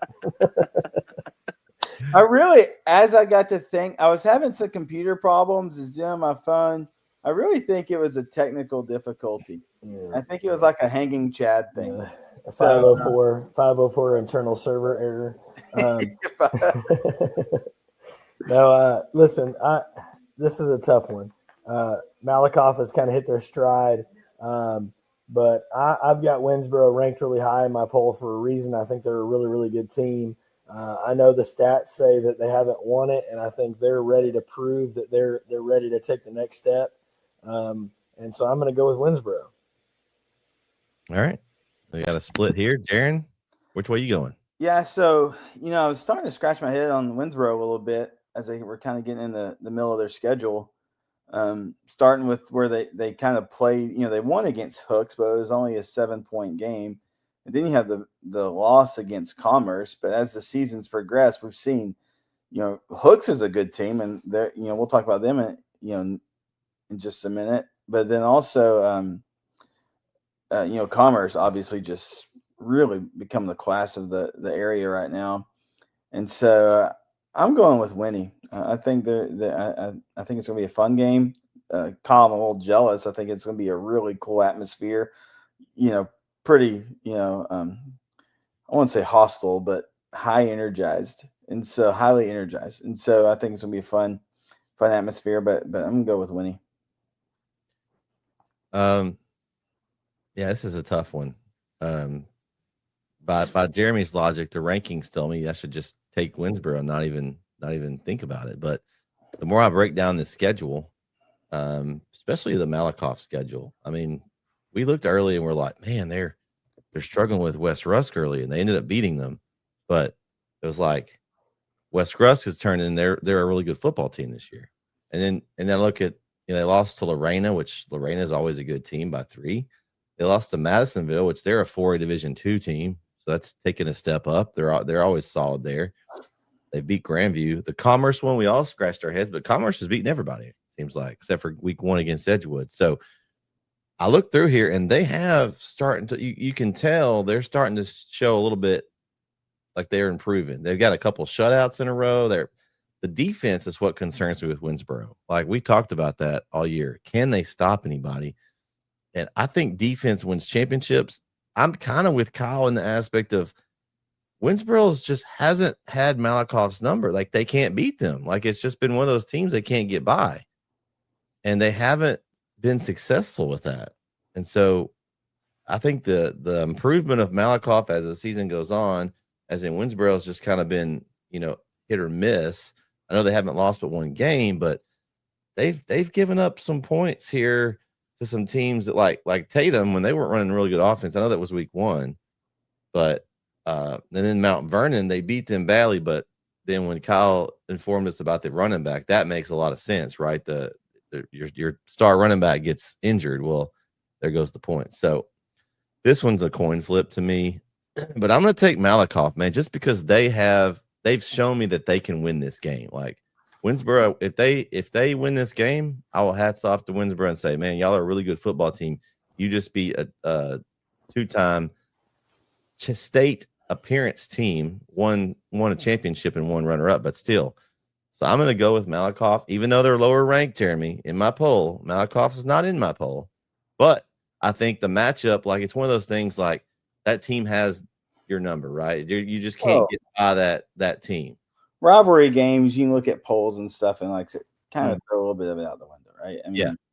No, really, you're right on with that. I mean, it's one of those things like they just can't get by it. Like it's just it's a mental block thing. And not saying that they have that, but it can't happen. So I'm going to go with Malakoff, but I think it's going to be an incredible game. I'm with you, Jared. I'm jealous of KO. That's going to be an incredible atmosphere up there in the East. I've never been to Malakoff either. Okay. Well, I've been through it, but I haven't been to the stadium before, so it's a new stadium for me. So I'm excited about that. Awesome. All right, let's go to the next one. We got game 7 in the same district, Mount Vernon Commerce. And Commerce is beating everybody. Just give me Commerce in this one. I think they continue to improve. They moved to 9-1. They beat Mount Vernon. I think this will be a solid matchup, but I think Commerce, and they've just been the class of this district right now, and really just rolled off 8 straight wins, about to be 9. So I'm going to take them. KO, who you got? Yeah, give me Commerce. Okay. All right, Jaron? The Tigers. Commerce Tigers. I guess I didn't clarify. Got to clarify. Jeremy, who you got? Commerce. All right. That was an easy one. All right. Let's move on over to the next one. This is game 8. Hooks and DeKalb. We're going to start with you, Jaron. That's up in your corner of the woods there. Where do you think this one falls? There's kind of the battle for second place here in this district. Man, I went back and forth on this one. Just again, there's another one of those I was trying to look at just common opponents and different things like that. Obviously, DeKalb's been a little better as of late. The last couple of years. Hooks is having a good year. I'm gonna go with DeKalb. Okay, Jeremy. Yeah, this is a tough one. I'm gonna go with Hooks. Okay. All right. KO. Yeah, I'm gonna take Hooks. Give me Hooks. Give me the Hornets. Hooks. Okay. Hooks on the road. Both teams got donkey stomped by Dangerfield. Now I will say DeKalb didn't allow as many points, but it was more of a low scoring game here. Yeah, I want to take Hook. I'm gonna go with Hooks. That's my first thought to take Hooks. So Darren may be able to gain on, or we'll all gain on him. One or the other. We'll see. All right. Jefferson and Tatum. Man. For a playoff spot, a playoff game, basically, this is. Man. KO. I'm gonna go to you first here. Thank you. Jefferson versus Tatum. Who do you got in this one? At the start of the year, I would have easily said Jefferson quickly. That Liberty ILO loss really has me puzzled about my Bayou Bullies up there. Tatum, with them switching up the offense, doing some things a little different. Obviously getting a big win over White Oak, going for 2, having the intestinal fortitude to go for 2 and get the win there. I like the momentum they got, and they're at home. But I'm not going to do what I did last time with the Malakoff-Winsboro pick. I'm going to stick to my rankings on this one. I have Jefferson still ranked because I had them so highly ranked to begin the year. I still have them ranked in my poll. I'm going to take Jefferson, but that's solely on how I've had them, my belief in them early in the year. I am not confident in them right now currently. You're trying to get your state championship appearance team into the playoffs. Yeah. That's right. Right. So that's nothing against Tatum. I have to pick Jefferson to stick by my morals of what I started the year with. And you don't want me to switch up, right? Can't be a waffler. So I got to stay true to what I did. So I got to pick Jefferson in this one. Okay. Let's see where Mr. Tatum goes here. Are you going to go with your Eagles or are you going to go with your Bayou Bullies? I mean, I like me a good waffle, and so I like me a good waffle. So here we go. You'll appreciate this, KO. What does that say, baby?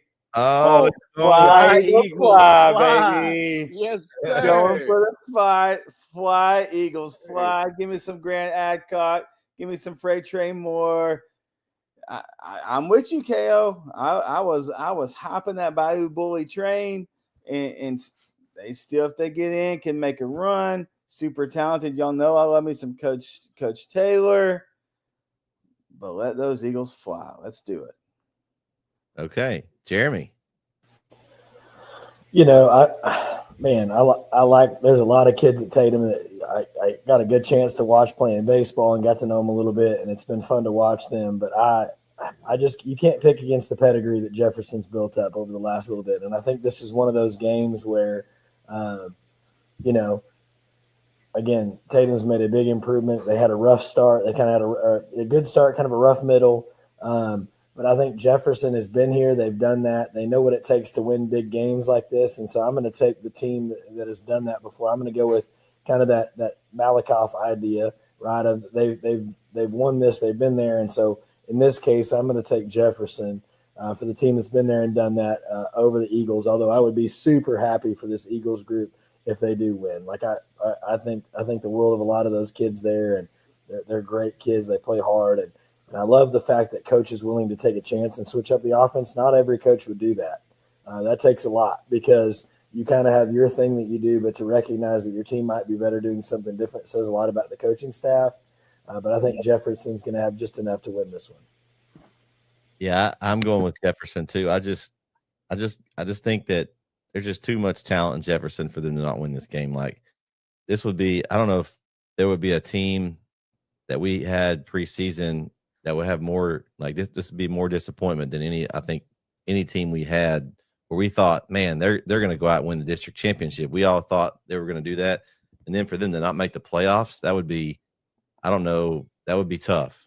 I mean, so I think, and even not just us, I mean, there was a lot of people that had picked them to win district. And so I think that would be a tough. And so I think that they'll be ready to play. And it's backs against the wall game. Playoff starts week 11 for both teams, but I'm going to go with Jefferson too. I think they're going to come out and find a way to get in the playoffs. And then I would not want to play them in the playoffs if they get in. That's a team at a 4 seed. Jefferson Bulldogs at a 4 seed. Ooh, I don't want to see them. No way. You're right. Right.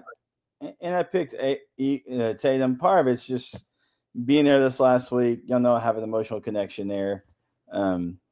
But hey, if Jefferson wins, hey, I'll ride that Bulldog train too in the playoffs. They're a really good team. We're all puzzled by what's going on. You hadn't seen them play, but this game could go. I mean, it very well could go Jefferson's way. If it was in Jefferson, I probably would have picked Jefferson, a lot more quickly. But if Jefferson is the 4, that's a Jefferson Gladewater round 1 matchup, right? No, Jefferson it's the Mineola district. It's the Mineola district. Gladewater is going to go against Mount Vernon more than likely. For sure. Yeah. Oh, yeah. So that would be Commerce Jefferson. Jefferson Commerce. Ooh. That's kind of juicy. It's kind of juicy. Oh, juicy. Just saying. All right, game 10. West Rusk and ARP in a game that will determine the 2 and 3 seed. You don't want to be the 3 seed. I think that lines up with probably Woodville round 1. So you don't want that. So this is a huge game for them. Man, I've seen West Rusk a lot this year. I was really impressed. They were able to contain Troop a lot of that game. Their defense is what really sets them apart. Sincere Cleaver and his defense. They had a struggle last week, but I have a feeling that Coach Mata is going to have them ready for this one in ARP. I'm taking the West Rusk Raiders in this one to clinch that number 2 seed. All right, Jaron, who you got? So, and really, as far as playoffs goes, I mean, that 2 and 3 seed either way is going to be tough because you're either going to play Kuntz or Woodville, right? Either way. So, Jaron, this ain't basketball. Kuntz is not Woodville. They're good at football too. They're 7-2 and 4-1 in district, and they're only behind Newton. I mean, they're tied with Woodville. Yeah. Right. And so they are basketball. I would just rather they were at state 7-on-7 too. I'm just gonna say, if this was me, I don't want to play Woodville. I'd rather play Kuntz. I don't know that I want to play. Well, you got to play one of them. The top few teams of that district, right? I mean, that's just a really good district down there. You got to play one of them, though. You can't. Yeah, no. I mean, you don't run away from them. But I'm going with ARP. Oh, okay. ARP Tigers. All right. KO, you got? I like what ARP's doing. I've seen ARP in person this year. I haven't been able to see West Rusk this year. Now, granted, the 2 times I saw ARP were blowouts in separate directions. ARP blew out Garrison, then got blown out by Troop. So I've seen it both sides, but I'm just impressed with this ARP team. Their defense is really outstanding, I think. And sorry, I had a sneeze there. But I think their defense is really phenomenal. And I know West Rusk has a good defense too, but I haven't seen them in person. I've seen ARP. So because I've seen ARP and they're at home, I'm taking the ARP Tigers. All right. Jeremy? Yeah, this is hard. I mean, I've seen West Rusk in person 3 times, right? They held a good Gladewater team to just 14 points. I think the thing that worries me is still they don't score easily. They struggle. It's a struggle for them. I think Cam Brown is their most consistent guy on offense, along with and again, now they didn't really have to use, and I'm going blank the back, number 4, McCandless. They didn't use McCandless as much in the game, but he had 2 big catches for a touchdown. But really, if you go back and watch that game, like they were gifted 3 opportunities early. They had a punt block for a touchdown. They had 2 picks where Cam Brown ran it all the way back. Like they didn't have to do a lot offensively. I actually went back and calculated. They had less yards than Buffalo and yet won the game because of those turnovers. And so I think the thing that worries me about West Rusk is if they get into a tight battle, they did beat Gladewater tight, but man, it makes me nervous with an ARP team that plays really good defense too. Can West Rusk score if they have to? And that's the thing that worries me. And so I think that's the only reason that I'm picking ARP is ARP's offense has been more consistent and their defense has been good other than the one game, obviously with Troop, where they just got, and I think that was one where like once things went wrong, it just went wrong, right? Like that's that one game where like the snowball hits and you just can't do anything and you kind of find yourself in a bad place real fast. But I'm going to trust that ARP offense and defense is going to be the 2 pluses there are going to override the plus defense of West Rusk. and the B offense that West Rusk brings. So I think that's the problem for West Rusk is offense. Okay, all right.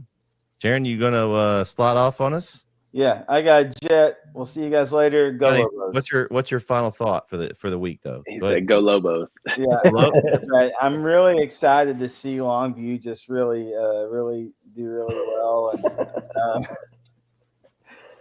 what? Seriously though, and not that I'm waffling, not that I'm like backing up. You just said you love waffles. I do love waffles, but you gotta stop. I gotta stop doing those at 3 a.m. Like, especially, I have like a lot of chili. And You're overthinking it, Jaron. You're overthinking it way too much. Because I love everybody, like, yeah. But because you rank them lower doesn't mean we're gonna have to add a new segment next year. It's gonna be Jaron's rankings. He'll have his top 150. That we don't have enough time for that, Brett. We'll just post them on the screen, and then it'll be the 3 teams that didn't make his ranking. It could be the scrolling ticker throughout the show. Jaron's top 150. Tied for first, and then I'll be tied for first. I'm get my own show. I'm just giving lollipops out the whole time. Hey, everybody. Yeah. Well, we're glad that you could hop in and join us tonight, Jaron. We appreciate you, and have a good evening, man. All right, we'll see you guys. All right, man. We're gonna break that kid's spirit, man. He's not gonna want to come back. He'll be it's playoff time, he'll be back. All right, so we went through those games. Let's go look through now games that we haven't talked about on Pick'ems that kind of have any significance. I mean, I tried to pick the best one. I think most of those were included in this Pick'ems. I don't see any other Thursday night game. I think our game, Garrison and Joaquin, on Thursday night will be probably one of the better games in this area that's on Thursday at the moment. We haven't had any other ones switch yet that I know of. And if they do switch, we'll get that fixed on the NETSN app. Is there any games, Kyle, that you've kind of looked at coming to Friday night that we haven't talked about that sticks out to you? Like maybe there's a seed on the line, or maybe there's, some playoff implications. I'm looking. Tyler High. Can they still get in? Are they out? They're out. Are they? I thought. Now wait a minute, because I was looking at it. So, because if I looked at it right, I'm pretty sure that Joshua. I think Joshua plays Burlington Centennial, and Tyler High beat Joshua but lost to Burlington Centennial. So I wonder if Joshua wins. I don't know. Maybe it won't. Maybe I'm wrong mathematically, but I thought Tyler had a small window. I mean, yeah, if Joshua beats Burleson Centennial, and Tyler High beats Red Oak, that's the other caveat. Tyler High's got to win, and then they would all be 3-3. And I don't know what that tiebreaker scenario would be. Right. So I guess technically, yes, they're still in. Right, and that's what I meant. I wasn't saying they've got a great shot. It's there. It's slight, but it is a big game. It's a big game for a lot of reasons for Tyler High. But and again, we've seen that they can do things offensively. They've just struggled defensively of stopping people. Right, they're in a shootout almost every week, and if they can get a couple stops, they've got a good shot. But yeah, Red Oak's ahead of them, obviously in that third spot, I think, or second or third spot. So Longview now, what's they're in, I think.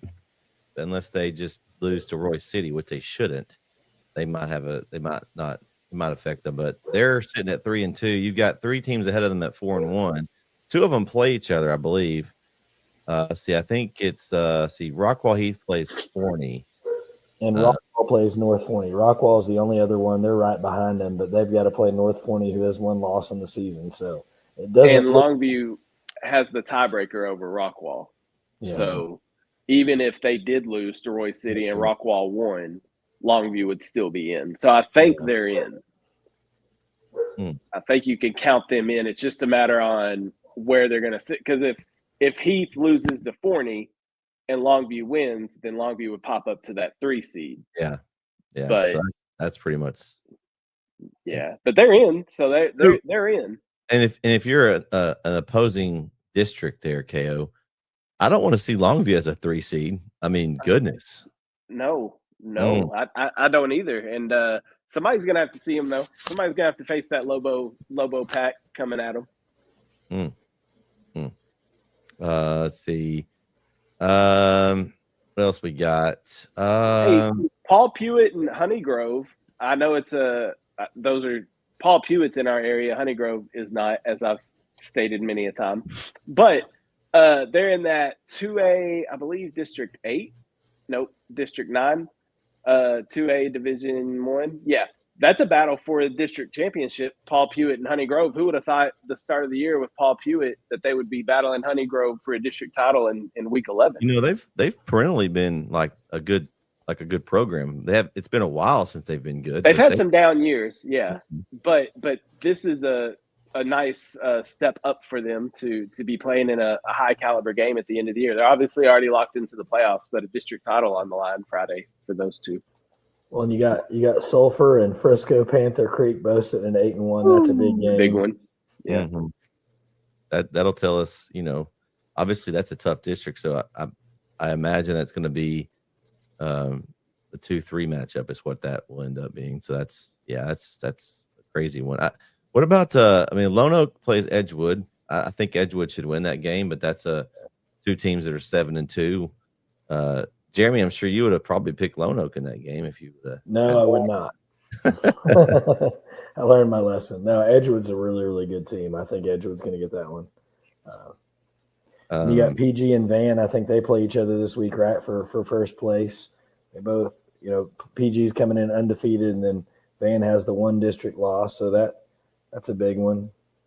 Yeah, there's a bunch of tie breaks in that with Van. If Van could just take care of business and beat Pleasant Grove, they'd take care of the tiebreaker. They'd probably be in there. So that's gonna be a tall order for Van. But stranger things have happened. Nacogdoches goes to Texas High this week in a game for Nacogdoches, which that's going to be a tough one to travel up to Texas High to get a win, but that'll be an interesting game there. Bouncing back to that last district, that 7-4 AD2, Pittsburgh Spring Hill is for a playoff spot. They play each other this week, and that's for a playoff spot. I mean, if Spring Hill beats Pittsburgh, then the Panthers are in the playoffs, and they get Carthage in round 1. Oh, so basically that's the battle for playing Carthage next week. Oh, yeah. You win to. Yeah, it's like where you win and lose at the same time, right? Like, that's a tough one. But again, I think you got to get in, and you never know. I think I told y'all this story. My high school roommate is from White House.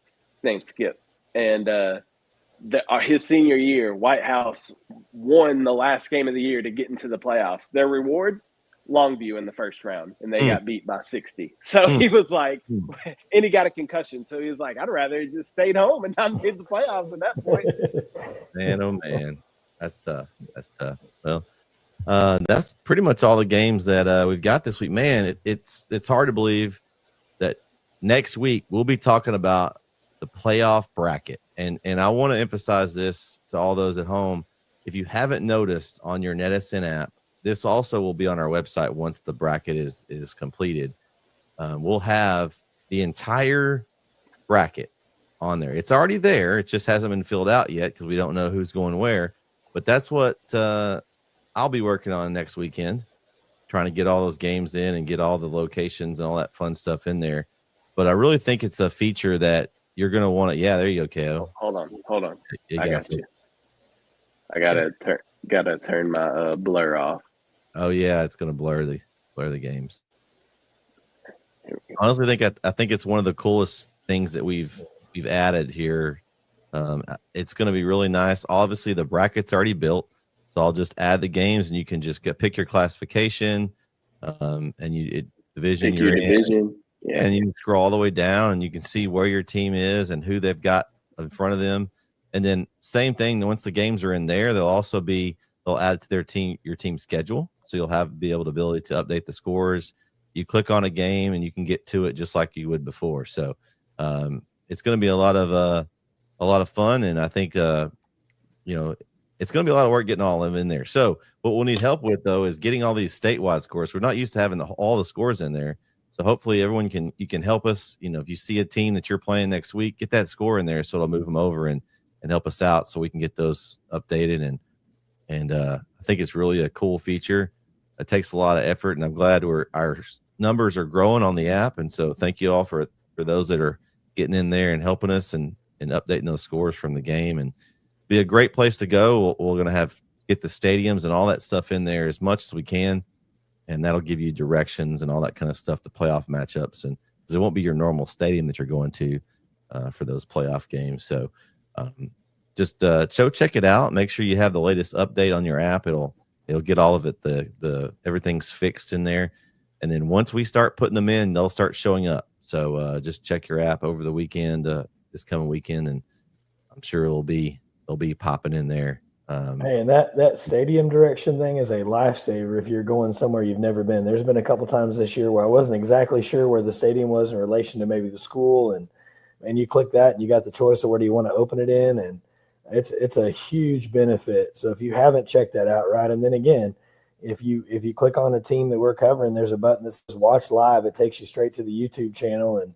you can see the game we're covering there, and that's an easy way on the app to bounce back and forth. And yeah, I mean, I can't sing the praises of that app enough. And the fact that it's free is huge, because most other places would charge you for it, or at least charge you for the ability to watch those games as they unfold. And so anyway, the app's got a ton of cool stuff in it. So make sure you check it out. And I can't imagine if you're watching the show, you haven't yet, but if you haven't, subscribe to the YouTube channel too. Between the two things, you should be able to get all the things you need to keep you updated when all that stuff starts coming down the pipe. Yeah, it's going to be it's just going to be a lot of fun. I actually want to go over, you mentioned games, and we haven't really gone over the games we have coming up this week on our channel. So I do want to mention that before we get off of here. Again, we'll have the Garrison Joaquin game. Larry will have that game Thursday night here on NETSN. So you don't have anything going on Thursday night. That's a really good game to check out. You've got Carlisle and Kearns. Jaron mentioned he'll be there at that one. Keith will be over at Big Sandy Union Grove. The Brook Hill crew and Papa O will be traveling to Austin for the Brentwood Christian and Brook Hill game. And then Friday, Larry will be in St. Augustine for that Timpson St. Augustine game. The White House guys, Josh and Chris, will be traveling over to Marshall to close out the season for the Wildcats against the Marshall Mavericks. Center and Rusk will be the Watlington and Shires, and those guys will be there for that one. And if you didn't get enough sports this week, then on Saturday we open basketball season. We will be over in Martins Mill for Brook Hill, number 2 in TAPS in their division, against the Martins Mill Lady Mustangs, number 1 in their division. So if you like high school basketball, it is here. We've gotten some of our first links posted, and we open our season this Saturday night. So if you're not doing anything Saturday night, put it up on one of your TVs. It should be a fun one, and we're covering both of those teams this season, so it's going to be a lot of fun here shortly. KO?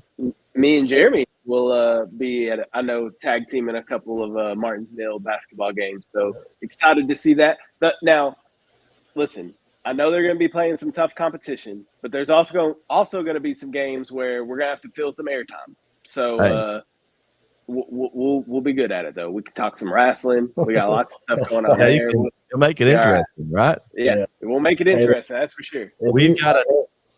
We've got a ton of basketball games coming up. Yeah. I mean, I've got the schedule out there, and I haven't even gotten the ones from Larry and the other guys yet. So just a lot of good hoops we're going to have this season.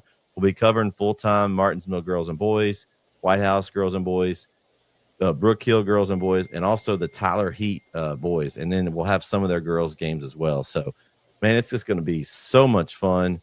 And then, of course, getting KO back on the headset. We're getting him in there, getting him back in the groove. It's going to be some fun times. And then it'll just get you in that groove, because I'm going to do a little softball this year with us too, KO. And I know you miss you getting on the headset some. I know you have your real job and you love it, but nothing like being on that headset.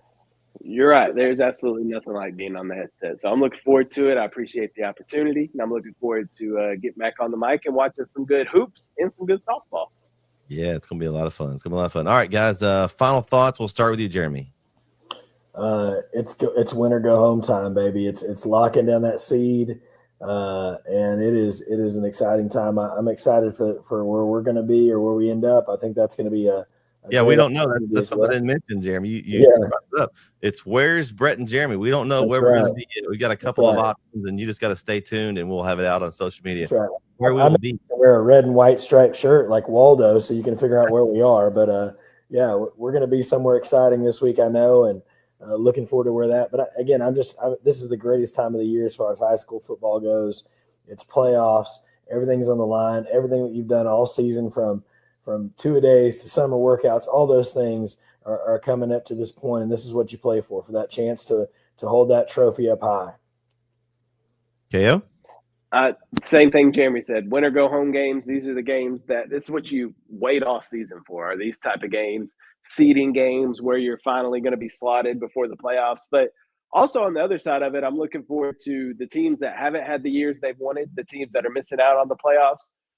How do they look in the last game of the year? Because that's something you can use to springboard you into the offseason and into next year, something you can build on. If you have a good, like a positive blowout in the final game, or you get a big win at the end of the year, that's something you can build on in the offseason and going into next year. So I'm interested to see those teams that maybe are missing out on the playoffs, see how they perform this week and see if they can get some momentum going into next season. Awesome.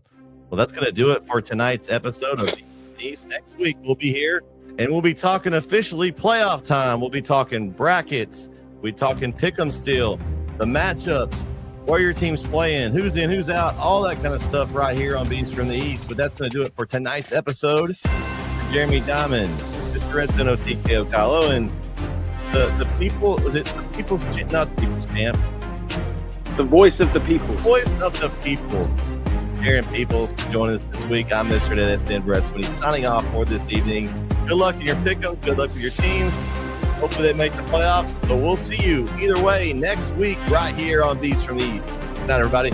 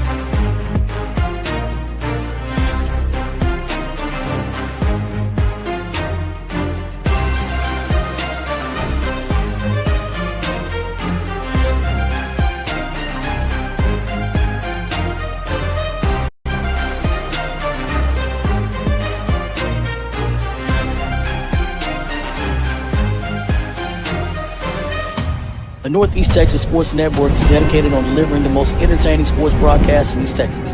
And if you're interested in having your next sporting event streamed live, visit us online at NETSN.